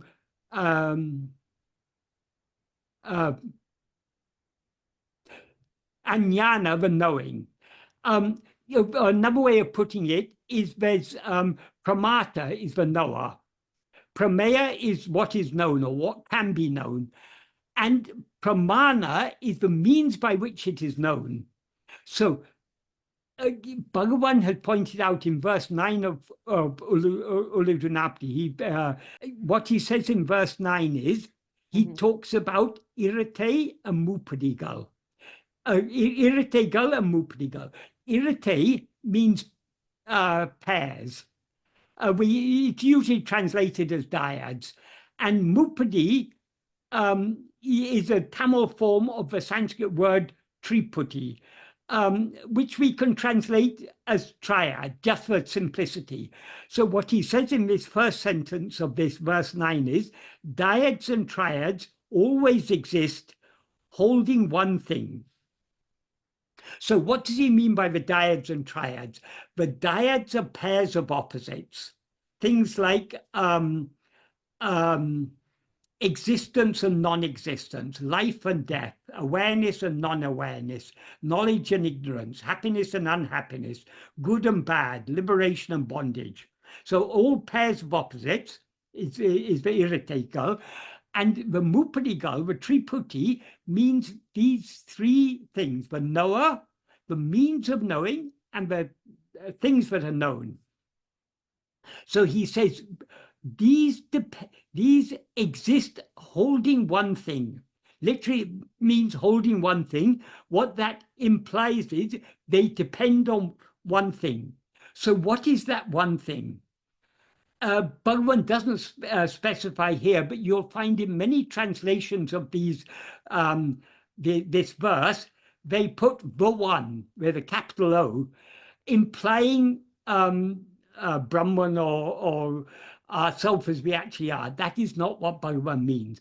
Bhagavan clarified what the one here is ego. That is, all pairs of opposites exist only in the view of ego. And regarding the mupadi, the triputi, there couldn't be anything known without a means of knowing it. So all known things depend on some means of knowing it, but there couldn't be any means of knowing anything or anything known without a knower. So the knower is the base of the triputi. The knower is ego.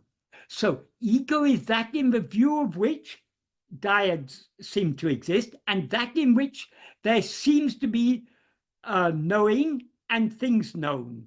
So what he's saying here is that the root of all dyads and triads, all experience of pairs of opposites, and all experience of anything other than ourselves, it all depends on ego, because it's only in the view of ego that there are pairs of opposites, only in the view of ego but there's this tripartite knowing, in which there's a knower, a thing known, and a means of knowing it. So he then goes on to say, if one sees within the mind what that one thing is, they will slip off. When he said they will slip off, that means dyads and triads will slip off. So what does seeing within the mind what that one thing is? If we look within to see what this ego is, the dyads and triads will slip off. That means they will cease to exist. So the dyads and triads are part of that everything that Bhagavan refers to in verse 26 when he says, if ego comes into existence, everything comes into existence. If ego doesn't exist, everything doesn't exist. So if we investigate what this ego is, the dyads and triads will slip off. They will cease to exist. And then he goes on to say, Kandavare unme kanda. That means only those who have seen the reality. What does he mean by that? Only those who have seen that which remains when the dyads and triads slip off, they are those who have seen the reality, what is real. Kalangare means they will not be confused. Can see. So Bhagavan makes it very clear in this verse and in so many other verses, but everything depends upon ego, and ego itself is not real. So ego is the one who experiences everything. Since the experiencer is unreal, all experience is unreal. And so are all the things that are experienced. So these people, though they claim to be Advaitins, they are not Advaitins. Because if you give reality to more than one thing, you're a dualist, or in most cases a pluralist. They take many things to be real. But there are many experiences. So if every experience is real, then you've got a pluralistic metaphysics. That is not non-duality. It's a bit like Kashmir Shaivism. Kashmir Shaivism claims to be non-duality, yet they say the world is real. So if the world is real, then you've got pluralism. It's not monism. We could say Shaiva Siddhanta. Sorry, I mean not Shaiva Siddhanta. Kashmir Shaivism. We could say it is a monistic system because they say ultimately everything is Shiva. But because Shiva wanted to experience him, because he wanted to enjoy himself, he saw himself as many or something like that. But so long as you take anything that appears to be real, whatever appears, according to Advaita, is unreal. In Kashmir Shaivism, whatever appears is real. And the one who experiences it, or the jiva who experiences it, is also real. So it is not Advaita in the pure sense of the term. The sense of Advaita Vedanta says there's one only without a second. Everything, all multiplicity is vivata. It's a mere appearance. It's an illusory appearance. Okay. So have I adequately answered that question? Can I follow up? Yes. Because I sometimes do a thought experiment as part of Viveka, of course, and though I experience myself as this person having a body, unfortunately, seemingly, there's always in that a seeming appearance or that false awareness, the reality is present. First of all, in the sense of I am, being awareness, but I sometimes like to make it a little bit more practical, because now I experience otherness. But this body I experience as one. It's not like I'm experiencing myself as 5 sheets, for example. I experience myself as one. So I could see that already as kind of the of, how do you say that, resemblance of that what I'm actually am, the experience of oneness. So, but I'm also not, I mean, if I look at my foot, it's not that my foot is something other than myself. And my hand is not something other than myself. So experience is all as one. But I'm not going to say something like what seems to be happening in this citation, like my foot is footing and my hand is handing and my stomach is stomaching. That's giving some kind of experience or reality to something that is, well, if I say part of the whole, but it's only the whole. So if I make those kind of thought experiments, because of course, as long as the ego is there, we can't know what the Jnani experiences. I still see a computer and I still see you as other than myself. But I sometimes think, at the moment that the ego is dissolved, I would experience it in the same way as one, as I'm experiencing this body as one, and thus it's not as something not my food is something different than myself, Yeah. just as you are different than myself. Is that thought experiment like, yeah, I can follow you. I hope you can understand what I'm trying to say. Yes. Yes. I mean, this idea that the foot is foot. I mean, it doesn't really. To me, it makes no sense at all to say the foot is footing, the stairs are staring, the wall is walling. What does it mean? It has no meaning at all. The truth is, if we want to apply any verb to any of these things, there's only one verb that is valid: being. The wall is being, the foot is being, but they are not actually being, they are seeming to be. And they seem to be only in the view of ego. So even their being, that is, they couldn't appear without an underlying being. So we can, one way of saying it is, what is real in all these phenomena is only being. But they appear as phenomena only in the view of ego. So if we want to find that being, we cannot find it in these objects, because these objects are fleeting appearances. So even their being is not a real being, it's only a seeming being. But if we want to find the real being, we have to look within ourselves. And ultimately, being, as Bhagavan said, being alone is knowing. Being oneself alone is knowing ourselves. So being and knowing are one and the same thing. But that's referring to our being. The other things, they don't actually, they don't, they have no being. They have only a seeming being. Yeah, as name and form, they have no being. Is that what you're? Yes. But obviously there's an underlying substance of everything. Yeah. That underlying substance is the one being, and that one being is ourself. So we cannot find that being in other things. If we want to find that real being, we need to look within ourselves to see, who am I? Yeah, if you take the analogy of the gold and the ornaments, it's not like the earring is earringing or the necklacing. It's just gold being, or it is just beingness, and that is the equivalent of gold. Yeah. Well, I saw it and I thought this could be something that could really be misinterpreted, because it still kind of gives reality to objects. We need not misinterpret it. It's on the face of it, it's clearly false. Yeah. Well, it's misleading. It's certainly misleading, because it's pointing away from ourselves. It's trying to find truth or reality in something other than ourselves. Whereas Bhagavan was very clear.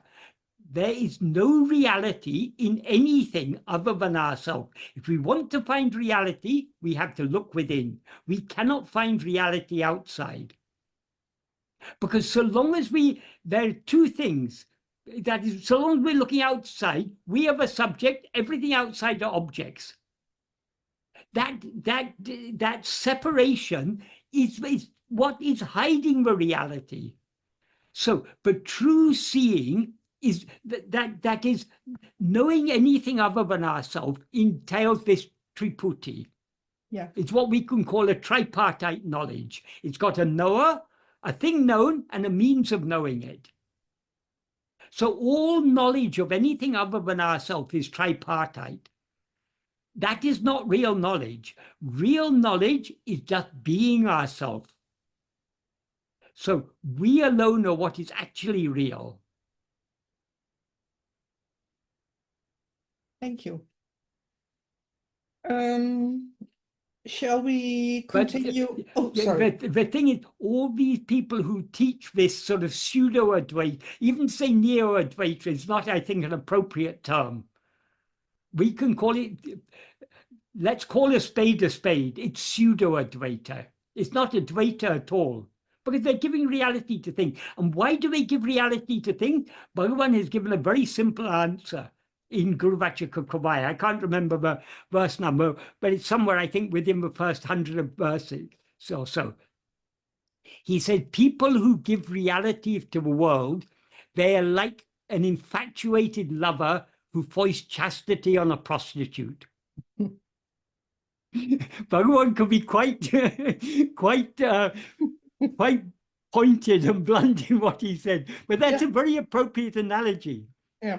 If a lover's in love with the prostitute, there's no one on earth so pure as my beautiful, my sweetheart.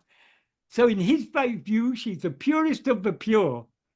But why? Because of his infatuation with her.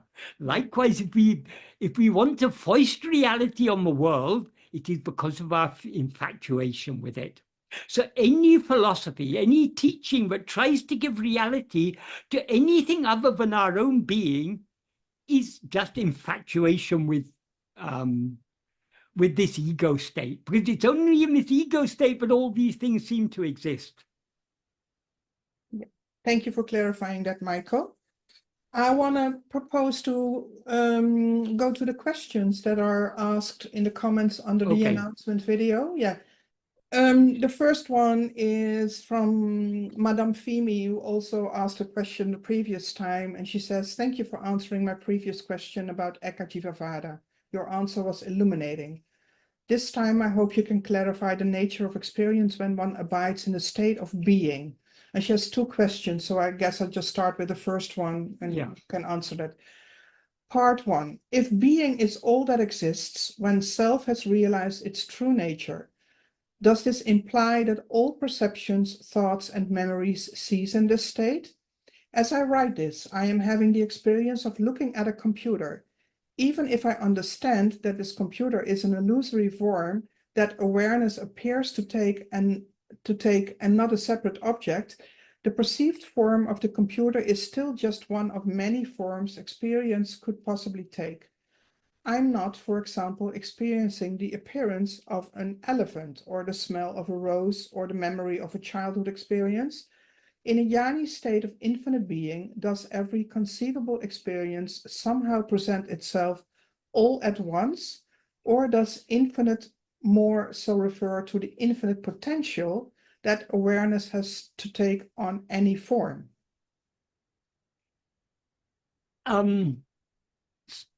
All experiences appear only in the view of the experiencer. The experiencer is ego. Coming back a little earlier, it says when the part of the question was when self experiences itself, or when self realizes itself. If self there is taken to mean what we actually are never realizes itself, because it is ever real. It ever knows itself as it is. So what we actually are never undergoes any change whatsoever.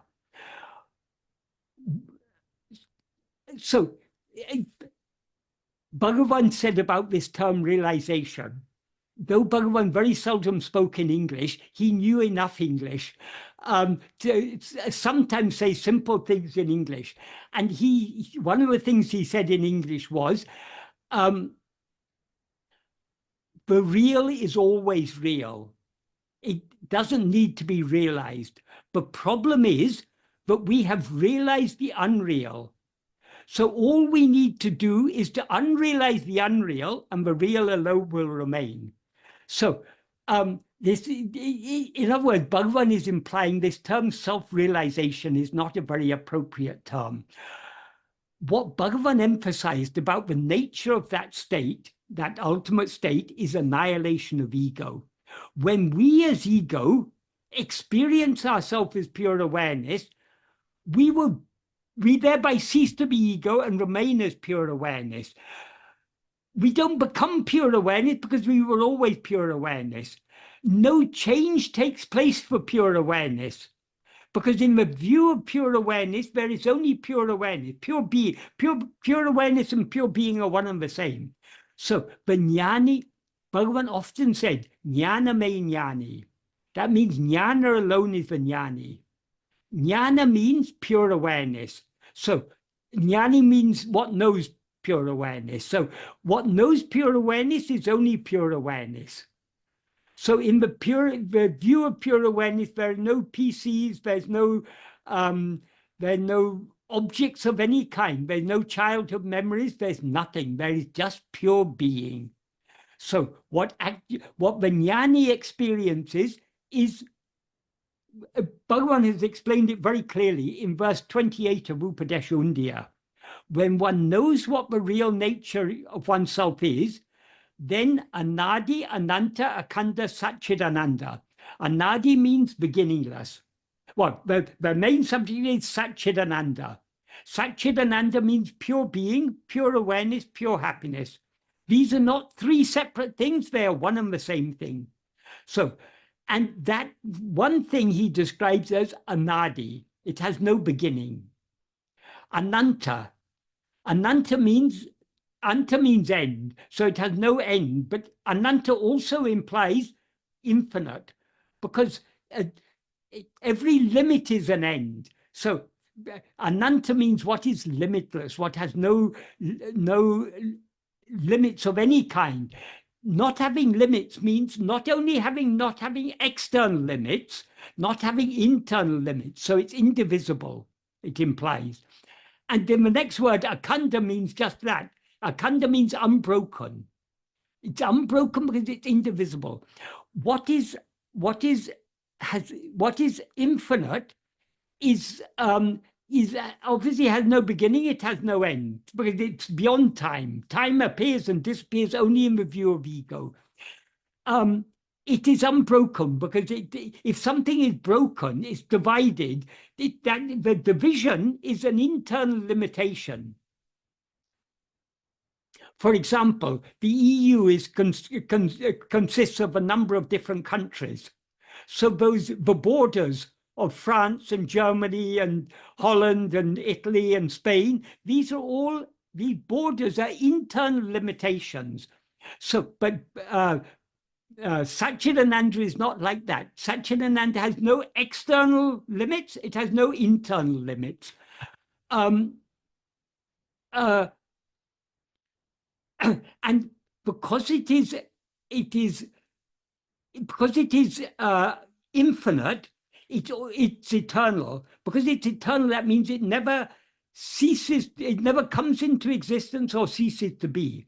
It also means, by implication, it means it is immutable. It never undergoes any change, because anything that changes is one thing before it was changed and another thing after it changes. So anything that undergoes change is thereby limited. It's limited, that what it was before ceases to be at the time of change. What it is afterwards begins at the time of change. So by implication, it's immutable. Since it is immutable, it can't go from a state of experiencing one thing and then experiencing another thing. It is one and indivisible, so it never experiences anything other than itself. So as Bhagavan says in verse 26 of Uḻḷadu Nāṛpadu, if ego comes into existence, everything comes into existence. If ego doesn't exist, everything doesn't exist. Ego itself is everything.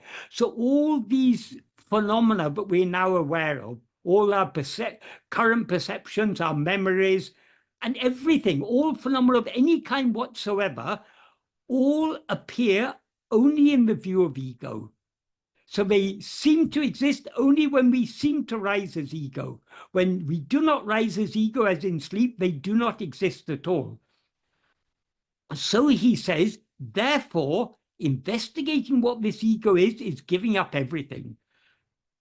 So if we can't know what we actually are without giving up all knowledge of everything other than ourselves. Another term that was used there was potential. But potential is only in the realm of phenomena does one thing have a potential.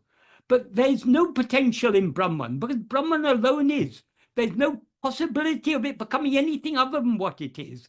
So it is not a state of potential, it's a state of pure being, beyond all, because potential means, if something is potential, it means there's a potential for something to happen or something to come into being. the potential for some becoming. But what it actually exists is not becoming, it is just pure being, nothing but being.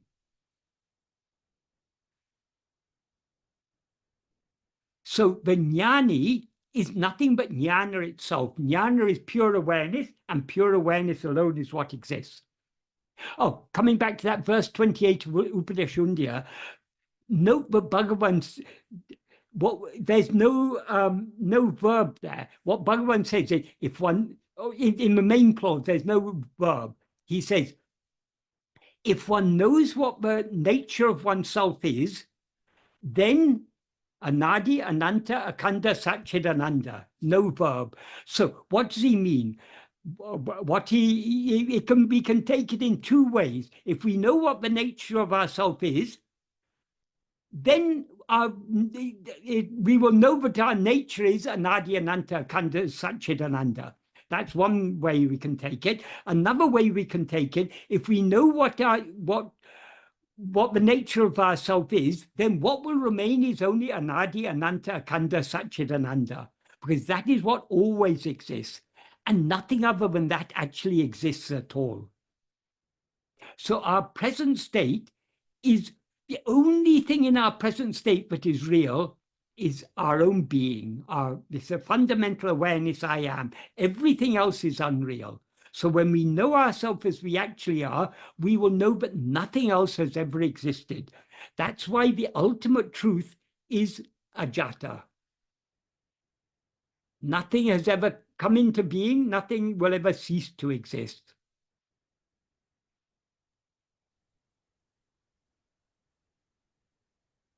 Is that an adequate answer for that question? Have I covered all the points?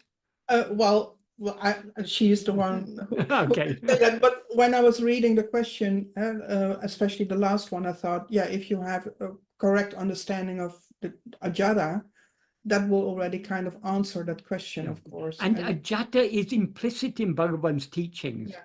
Because in Uڵḷadu Nāṛpadu, for example, Bhagavan doesn't explicitly express ajata, but he implies everything depends upon ego, and ego itself is unreal.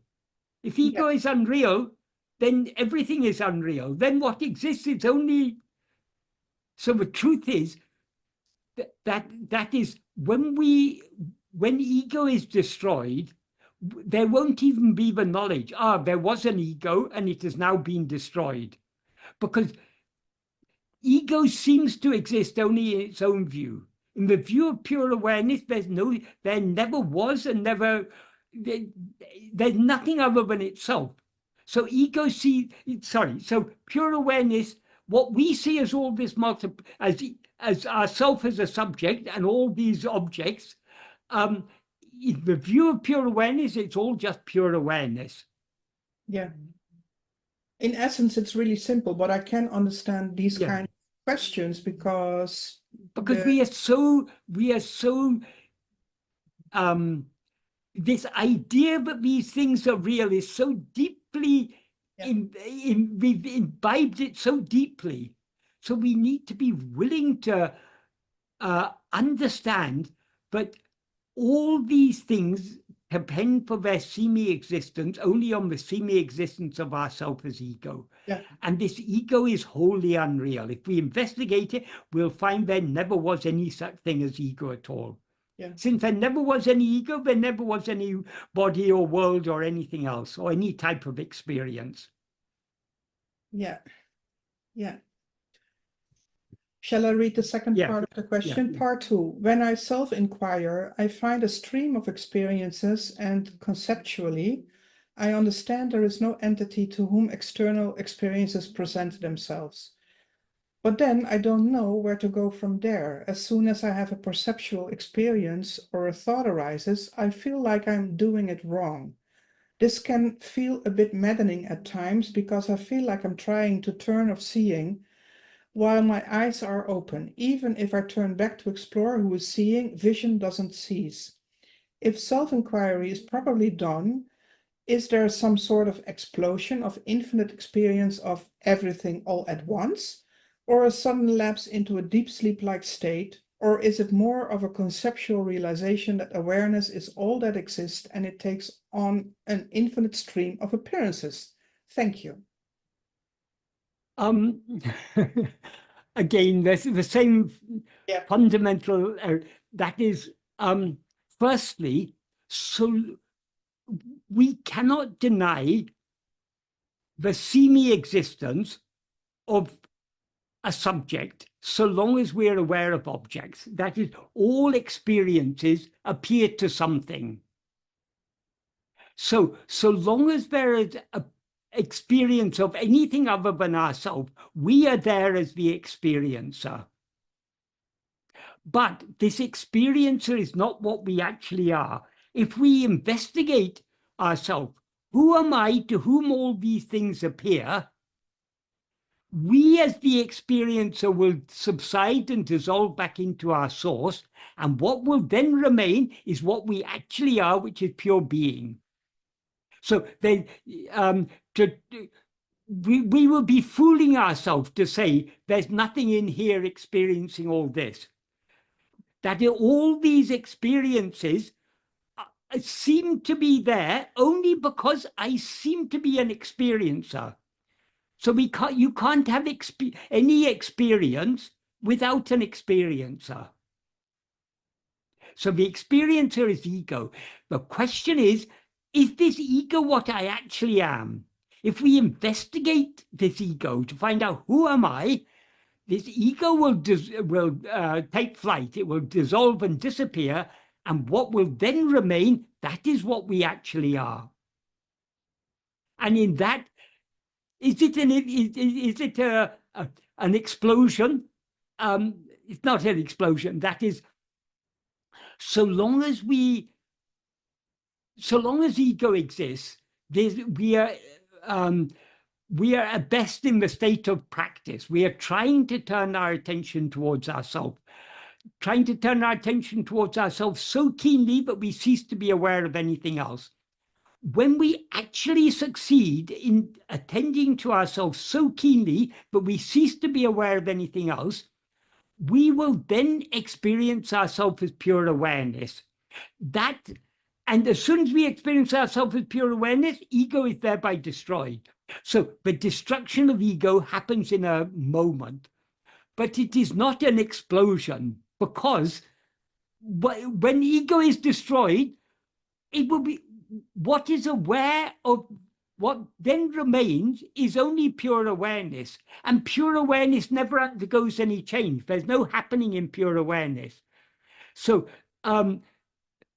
so-called self-realization or liberation, it's a non-event, it's a non-happening. When it happens, it will be known that nothing ever happened.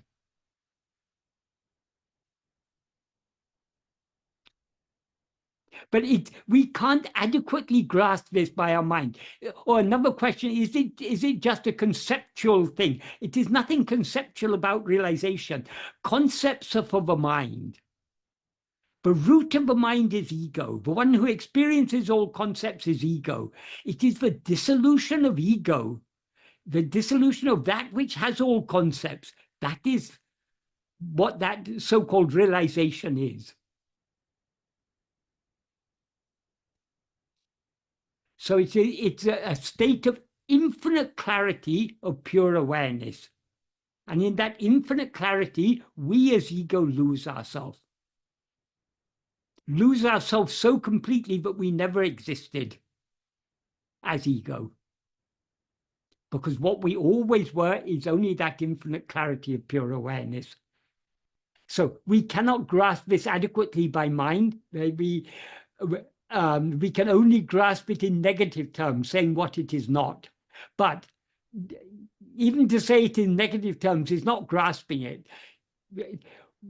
We need to grasp it not conceptually, we need to grasp it experientially by turning our attention within and holding on to our own being, and then dissolving in that. So I hope that's an adequate answer to that question. I hope also. But we have to That's why it's very important. If we want to understand Bhagavan, we need to understand the fundamentals of his teachings. That's why this Uḻḷadu Nāṛpadu is such an important work. If we understand what Bhagavan is actually saying in Uḻḷadu Nāṛpadu, supplemented by all his other works, then all these sort of questions will not arise. No questions will arise. Even the questioner will not arise if we really understand correctly. Because if we understand correctly, our attention will automatically turn within to see who is this I who seems to have risen. And when we investigate that I that seems to have arisen, it will be clear that only the pure I that has never arisen alone exists. Yeah.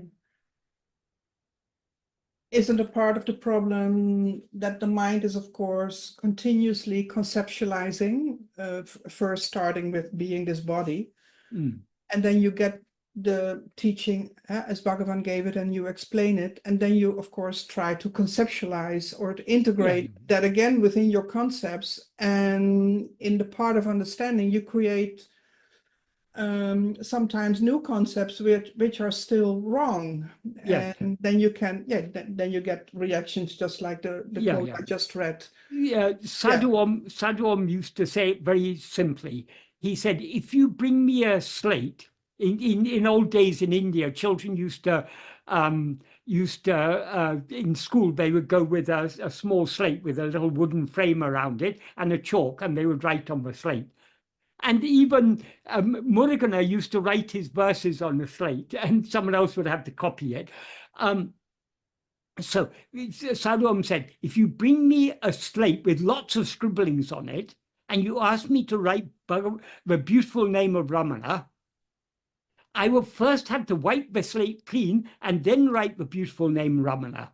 If instead of wiping the slate clean, if I write the beautiful name Ramana over all the other scribblings, that name will become another scribbling. It will get lost among the scribbling. Likewise, if we want to understand Bhagavan's teachings correctly, we first need to wipe the slate of our mind clean.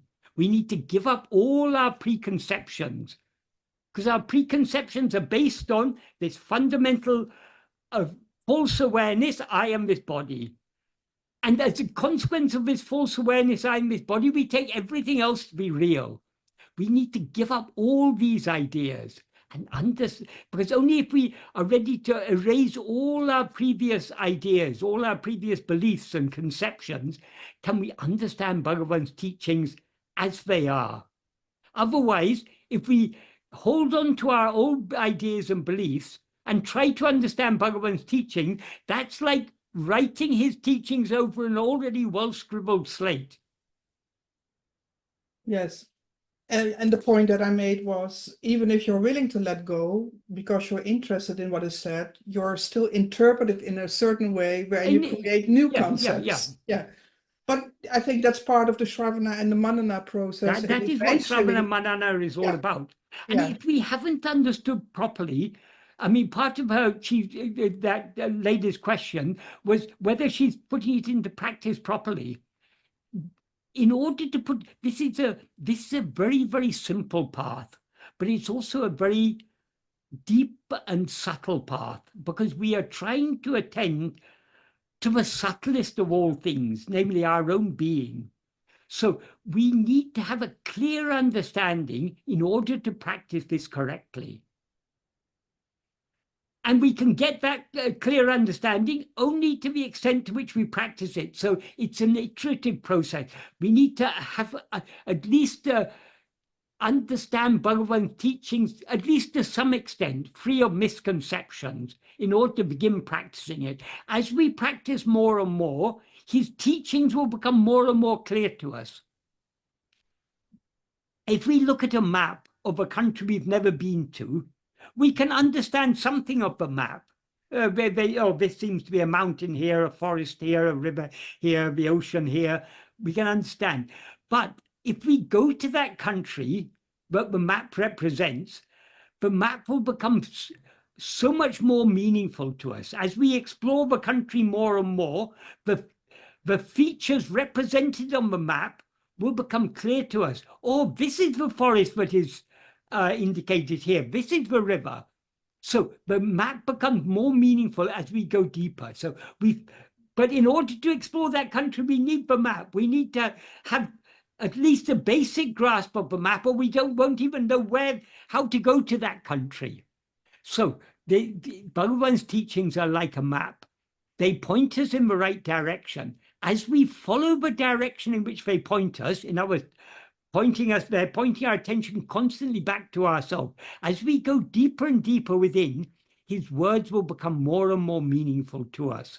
And the more meaningful his words become to us, the more we'll understand them, and the deeper we'll be able to go within.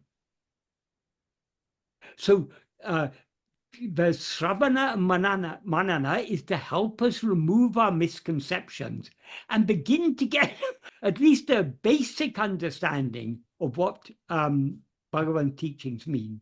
And for those who are not familiar with these words, Sravana means literally hearing, but it implies studying. But studying Bhagavan's teaching attentively, paying close attention to what Bhagavan, not what's recorded, because there's so misrepresentations of Bhagavan's teachings in various books, but purport to record what he said. We need to go to his original writings, understand them correctly. If we don't understand Tamil, we can read translation, but we need reliable translations. So paying close attention to what Bhagavan actually meant, what he actually taught us, that is Sravana. And in order, Manana means making sense of that. We've got to think about it, to understand the connection between the different strands of Bhagavan's teachings, to understand what ideas we need to reject. That is, Bhagavan's teachings, if we understand them correctly, it would turn our whole view of life upside down, so to speak. I mean, it completely revolutionizes our understanding of everything. So we need to be open to accepting this radical and revolutionary view of experience.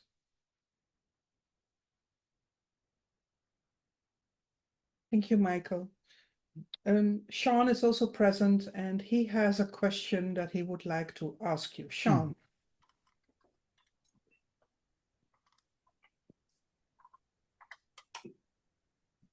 Namaskaram, Michael. How are you today?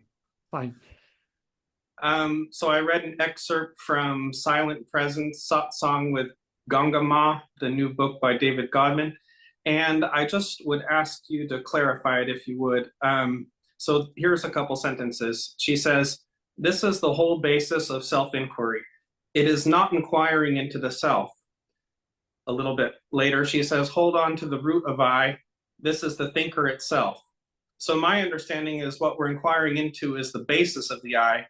What is the substratum of the thinker, not the thinker? So can you clarify, when we're doing self-investigation, isn't that the substratum of ego, or are we trying to hold on to the thinker? Can you clarify that for us? Okay, well, it's a bit, the wording there is a bit confusing. When she says the thinker is the root of I, the thinker is, I is the thinker. I as ego, in the sense of ego, is the thinker. And that is the root of all other things. So there's no root of I. That is, I is the root. I, in the sense of ego, is the root. And when she says it's self-investigation is not investigating the self, what does she mean? What does that even mean? Why is it called self-investigation if it's not investigating?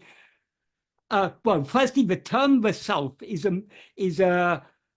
not a very appropriate term, because we don't refer to ourselves as the self. We refer to ourselves as I, me, myself. So there's no self other than ourself.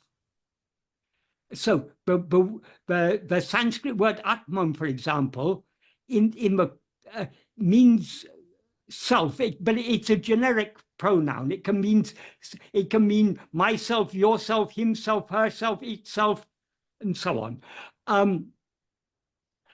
So, but because people translate Atman as the self with a capital S and a definite article the, it seems to reify it. So there's no Atman other than ourself. That is, Atman simply means oneself. We ourselves are Atman. I myself am Atman. So that is what we're investigating. There's only one I. That one I, in its pure form, is what we actually are. That is what people usually refer to when they say the self. That is the I in its pristine state, in its pure state. The same I, when mixed and conflated with adjuncts, as I am this body, that is ego, that is the thinker. So we, just like you, if supposing we're walking along a path in dim light of dusk with Bhagavan, we see something lying on the path which looks to us like a snake. So we are once afraid and say, Bhagavan, Bhagavan, there's a snake there. Bhagavan assures us, no, it's not a snake, it's just a rope. But Bhagavan knows that we need to see it as a rope ourselves, then only we will be, the fear will go. So seeing that we are still hesitant, Bhagavan will say, look at it carefully. If we ask Bhagavan, which it should I look at? Should I look at the rope or at the snake? What will Bhagavan say? No, look at the snake carefully. Because in our view, it's a snake. So he's not going to tell us to look at the rope when we take it. Because we haven't understood, but there's no snake, it's only a rope. If we take the snake and rope to be two separate things, then Bhagavan has to say, look at the snake. So Bhagavan often said, when people asked, which eye should I investigate? He said, investigate ego, because that's the only eye we know. But this ego is nothing but the pure eye, mixed and conflated with adjuncts. So if we, just like we cannot look at the snake without actually looking, we may think we are looking at a snake, but what we're actually looking at is a rope. And if we look at the snake carefully enough, we will say, oh, it's just a rope. So whether we think we are investigating ego or our own being, it's one and the same thing, because ego is just an appearance, it's just a superimposition. But so we cannot attend to ego without attending to ourself. So to say self-investigation is not investigating ourself, is not investigating the self, it's a huge conceptual confusion. That is, the trouble is, people read Bhagavan's teachings superficially. They don't clearly understand what he's talking about. And then they begin to think there are two eyes. There's a big eye and a small eye, big self and a small self. There are no two eyes. That's why Bhagavan says in verse 26 of Upadeshundya, Tanai irikle, tanai aridlam, tane rendatradal undipara. That means being oneself alone is knowing oneself, because oneself is devoid of two. There are no two eyes, one small eye to know the big eye, or small self to know the big self. There's only one self, and we can know ourselves only by being ourselves. We can know what we actually are only by being what we actually are. So the trouble is, people have a half-baked understanding of Bhagavan's teachings, and then they begin to teach others. So it's the blind leading the blind. I'm also making the same mistake. I'm also blind leading the blind. But I mean, I'm not here to lead anyone. What I'm trying to do is simply to point out what Bhagavan has taught us. So I'm not trying to project my understanding. I'm just trying to, that's why I always give importance to the original writings of Bhagavan, because that's where he expressed his teachings clearly and unambiguously. And that's what we need to understand. If we understand that, then only we'll be able to put this into practice. But if we still got confused ideas about the self and the big self and the small self, and about I and the root of I, and a thinker who's the root of I, who is thinking? I am thinking. So that I that is thinking is the thinker. it itself is the root of all other things. So people read Bhagavan's teaching, they pick up some words, I, thinker, root, self, and they don't clearly understand, and they jumble up these terms and come out with all sorts of confused ideas.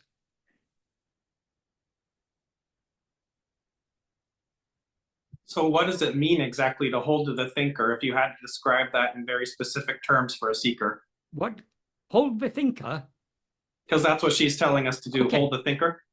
Right, that's correct. That's correct. Holding the thinker means who is the thinker? I am the thinker. So attending to I, that is holding the thinker. Being self-attentive, that is holding the thinker. But there's no thinker to hold on to. If we try to hold on to the thinker, the only thing we can actually hold on to is I am.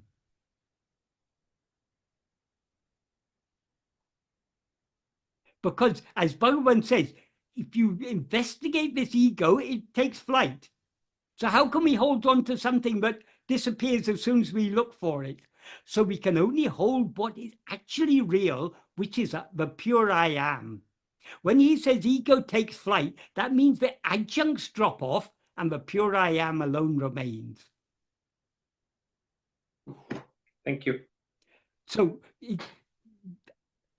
though Bhagavan had to sometimes say it's ego you have to investigate, if we want to go deep in this practice, it's more helpful to clearly understand all we are investigating is our own being. Who am I? It's our being that we're investigating. And our being is not the ego. Our being is the reality that underlies the ego. But we can't attend to ego without thereby attending to our being. So for those who still think in terms of two eyes, a big eye and a small eye, okay, attend to the small eye. Forget about the big eye. Forget about the big self. All you need to know is who is this small self? When you know the small self, you'll know that itself, what appeared to be a small self is actually the big self. There's only one self, one I. Thank you, Michael. Right. Okay, shall we go on to the Yeah. next question?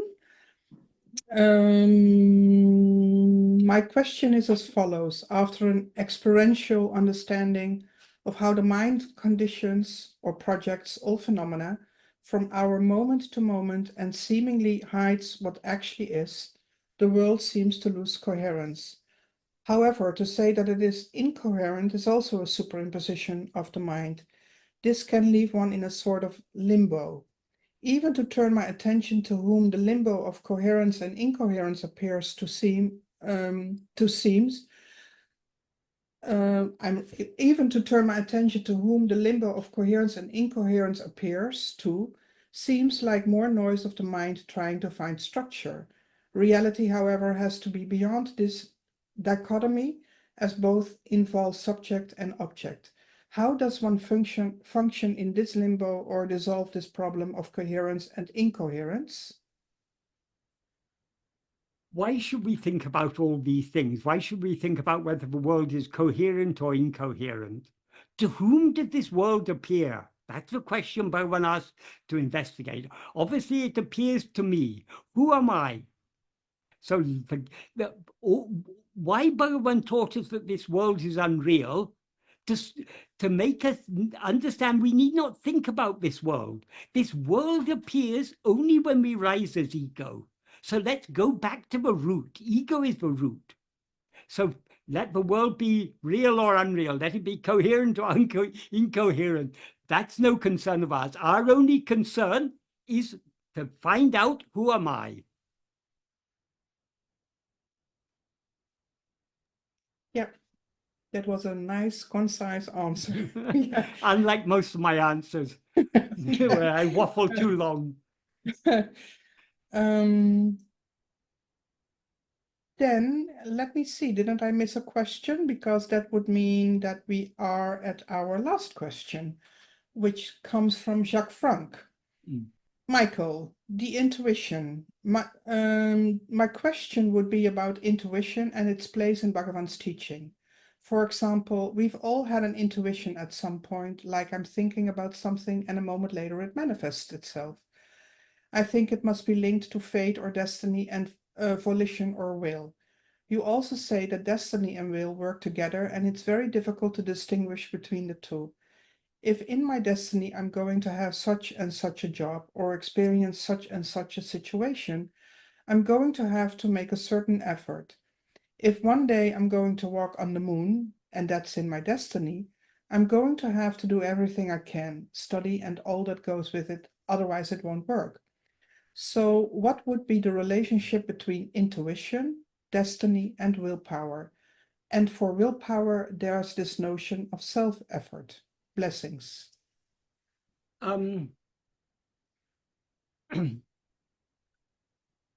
Okay. Destiny is whatever is going to happen, whatever we are going to experience, that is already determined by destiny. There's nothing we can choose, we can do to change that.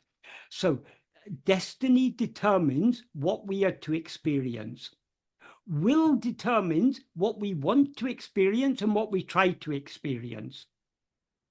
It may not be my destiny to walk on the moon, but that doesn't stop me wanting to walk on the moon. It doesn't stop me trying to walk on the moon.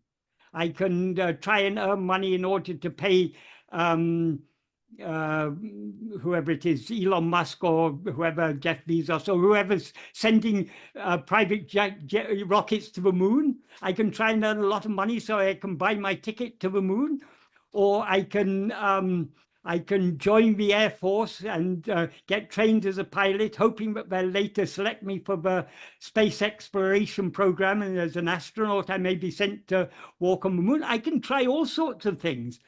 But if it's not my destiny to walk on the moon, I'm not going to walk on the moon. So the destiny determines what we are to experience, what is to happen to us.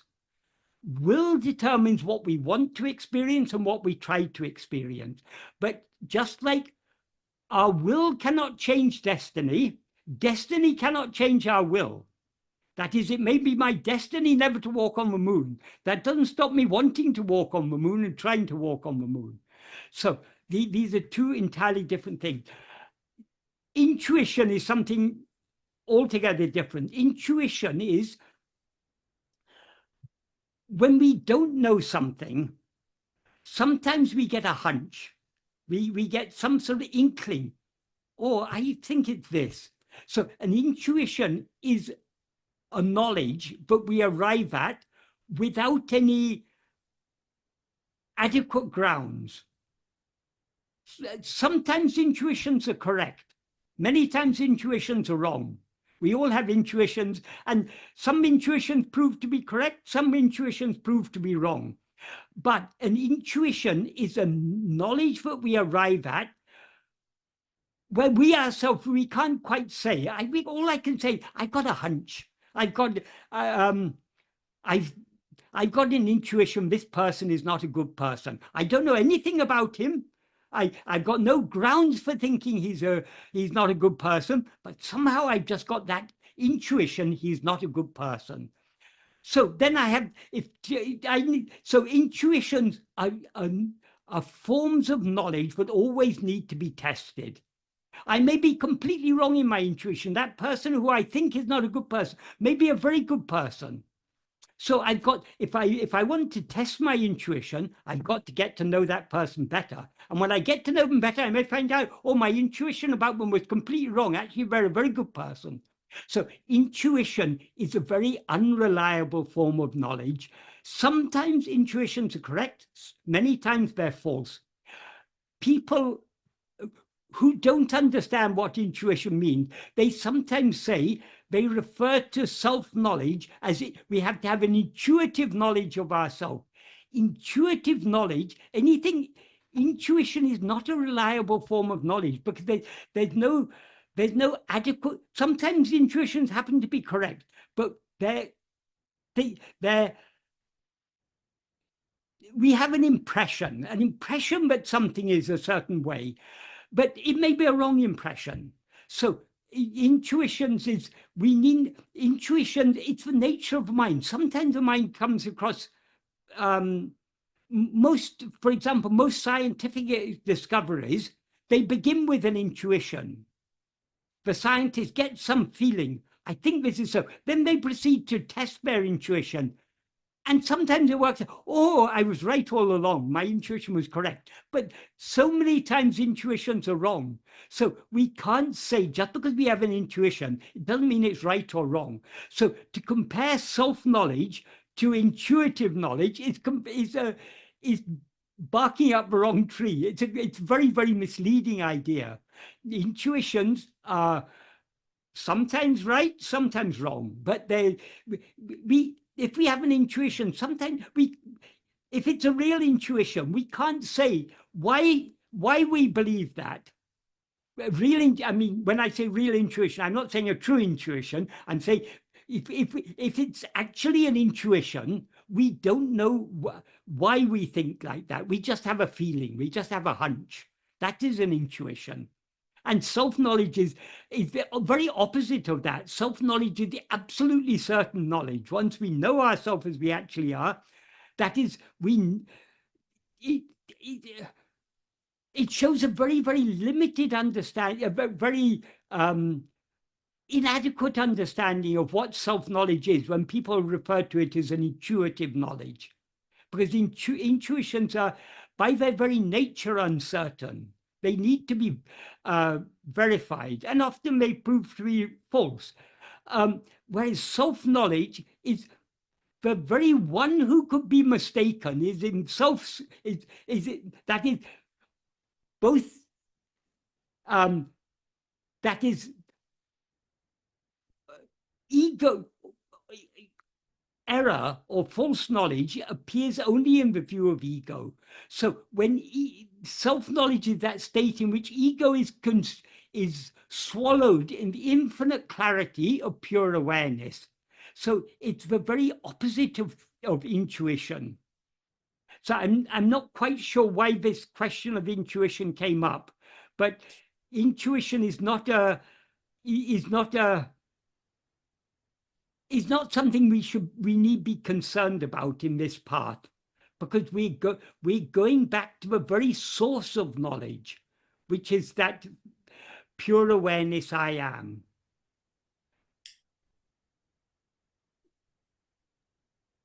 Sean, do you want to say something? Sorry, yes. In fairness, I think when some people talk about intuitive knowledge, they're trying to distinguish realization from well, it would be intuitions of the nature you're describing, but also the general type of knowledge that we normally take to be knowledge, subject-object knowledge. So it's a way of describing sort of a revelation, let's say, and it's still certain, indubitable, factual reality, but it's like, I think some scholars might even say intuitive, but they don't mean the type of intuition you're describing, which is a very key distinction. No, I think intuition means something that is, there's no such thing as a certain intuition. If it is certain, it's not an intuition. So what I'm trying to say is it's a descriptor to distinguish it from other types of knowledge. Some people use it. I'm not saying it's accurate or the best descriptor, but intuition is one of the most unreliable forms of knowledge, because no, but it's if someone has an intuition, they can't even say why they think so. They have no evidence and no rational basis. If you've got an argument to support your idea, you can't say your idea is an intuition. So an intuitions are sometimes correct. A lot of great discoveries in science and in other fields are achieved through intuitions. But the intuitions become knowledge only when they're tested and they're proved to be correct. Spiritual knowledge is of a completely different type. It is turning within to the very, that is, all knowledge is based on awareness. Without awareness, there couldn't be any knowledge. So what is the awareness that knows all these things? It is ego. So intuition is only for ego. All forms of knowledge of anything other than ourselves is only for ego. How would you address the word revelation? When we investigate ego, we are investigating the fundamental awareness that underlies the appearance of ego. So we're not, it's beyond them. Intuition is mental. This is going beyond the mind. So people, scholars who may talk about self-realization as intuition, they may have some idea in their mind, but they have no idea what self-realization is, because self-realization is not a mental knowledge. Well, that's what I'm trying to get at, is some people would use intuitive knowledge as a way of distinguishing it from reason, and also the types of fantasy that you're describing. But it still is, and I don't know what they're talking about then. Well, I'm trying to draw a distinction, like perhaps it's analogous to revelation, like I think Sadhu Om sometimes talk about Bhagavan revealed he came to reveal this to us, like revelation. So it's not exactly intuitive, and it's not normal knowledge, but it's something that you know distinctly, clearly, absolutely. If you know it distinctly, clearly, absolutely, it's not intuition. Yeah. and revelation, okay, we can say Bhagavan's teachings are a revelation, in that he's pointing out things, but a new way of looking at things. But the only certain revelation is that revelation of when we turn our attention within and lose ourselves in that infinite awareness. That is the ultimate revelation. That is the only real revelation. But it's not, even to describe it as a revelation is inadequate, because what knows pure awareness is only pure awareness. So ego, by knowing itself as pure awareness, it loses itself in pure awareness, and it remains as pure awareness, which is what it always actually was. So that is no... We cannot adequately with our mind understand that state. But to bring in ideas like intuition is just it's confusing the matter. That is, self-knowledge is the infinite clarity of pure awareness. And in that infinite clarity of pure awareness, we lose ourselves. That's the best we can say, but those words don't capture it, because words will always fail. But it's better than saying it's an intuition or an intuitive knowledge.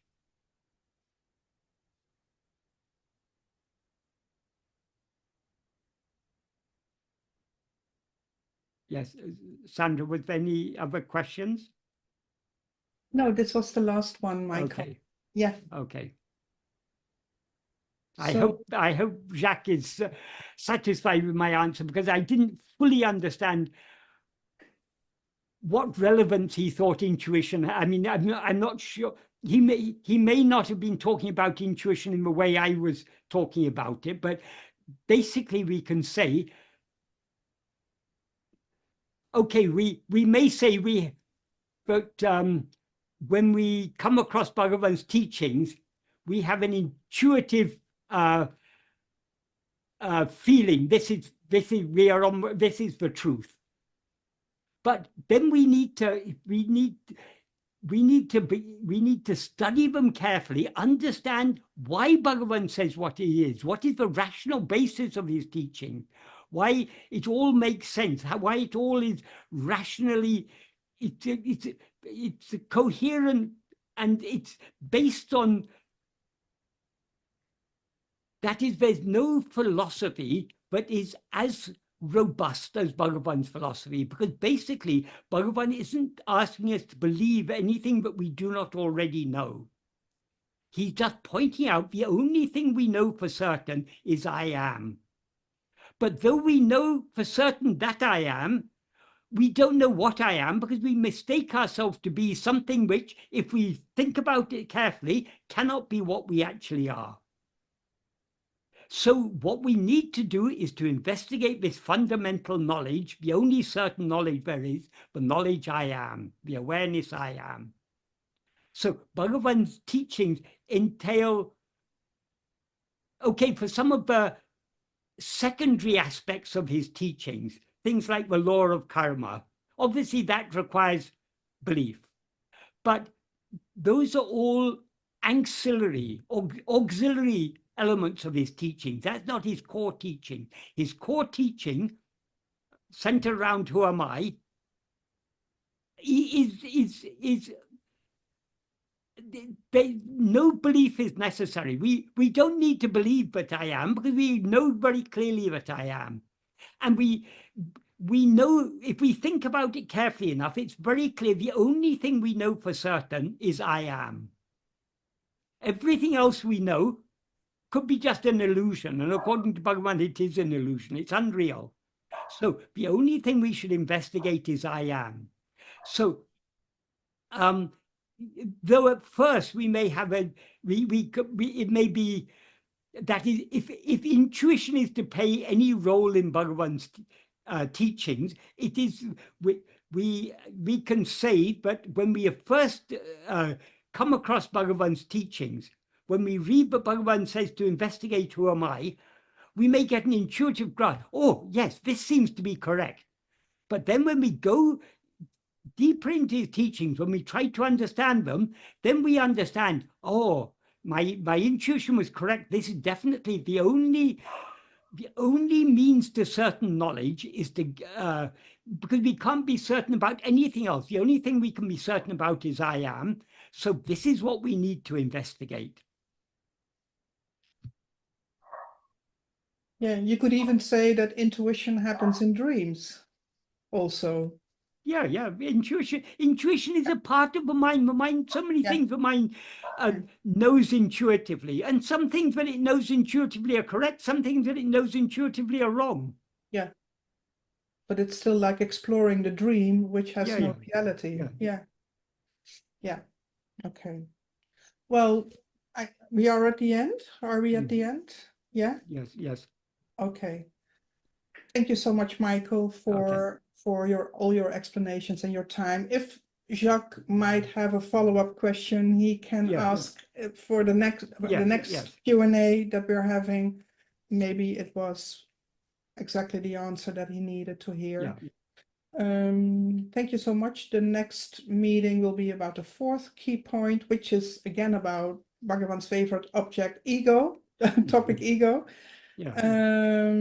So for now, I want to really thank you. And ego is Bhagavan's favorite topic because that is the whole problem. Bhagavan is a doctor who has diagnosed this is the root cause of our illness. And the solution for that, if we understand the nature of ego, as Bhagavan has explained, for example, in verse 25 of Uḻḷadu Nāṛpadu, we will also know what is the solution to ego. So that's why Bhagavan's teachings are so much centered around ego, because that's the whole problem. Yes. As a hypnotherapist, I like to call it the ego hypnosis. Yes. Hypnotized to believe that you're this body and that there's a world outside yourself. Yeah. So thank you very much. Okay. And see you next time. Okay, right. Thank you. Ramana. Namo Ramanaya.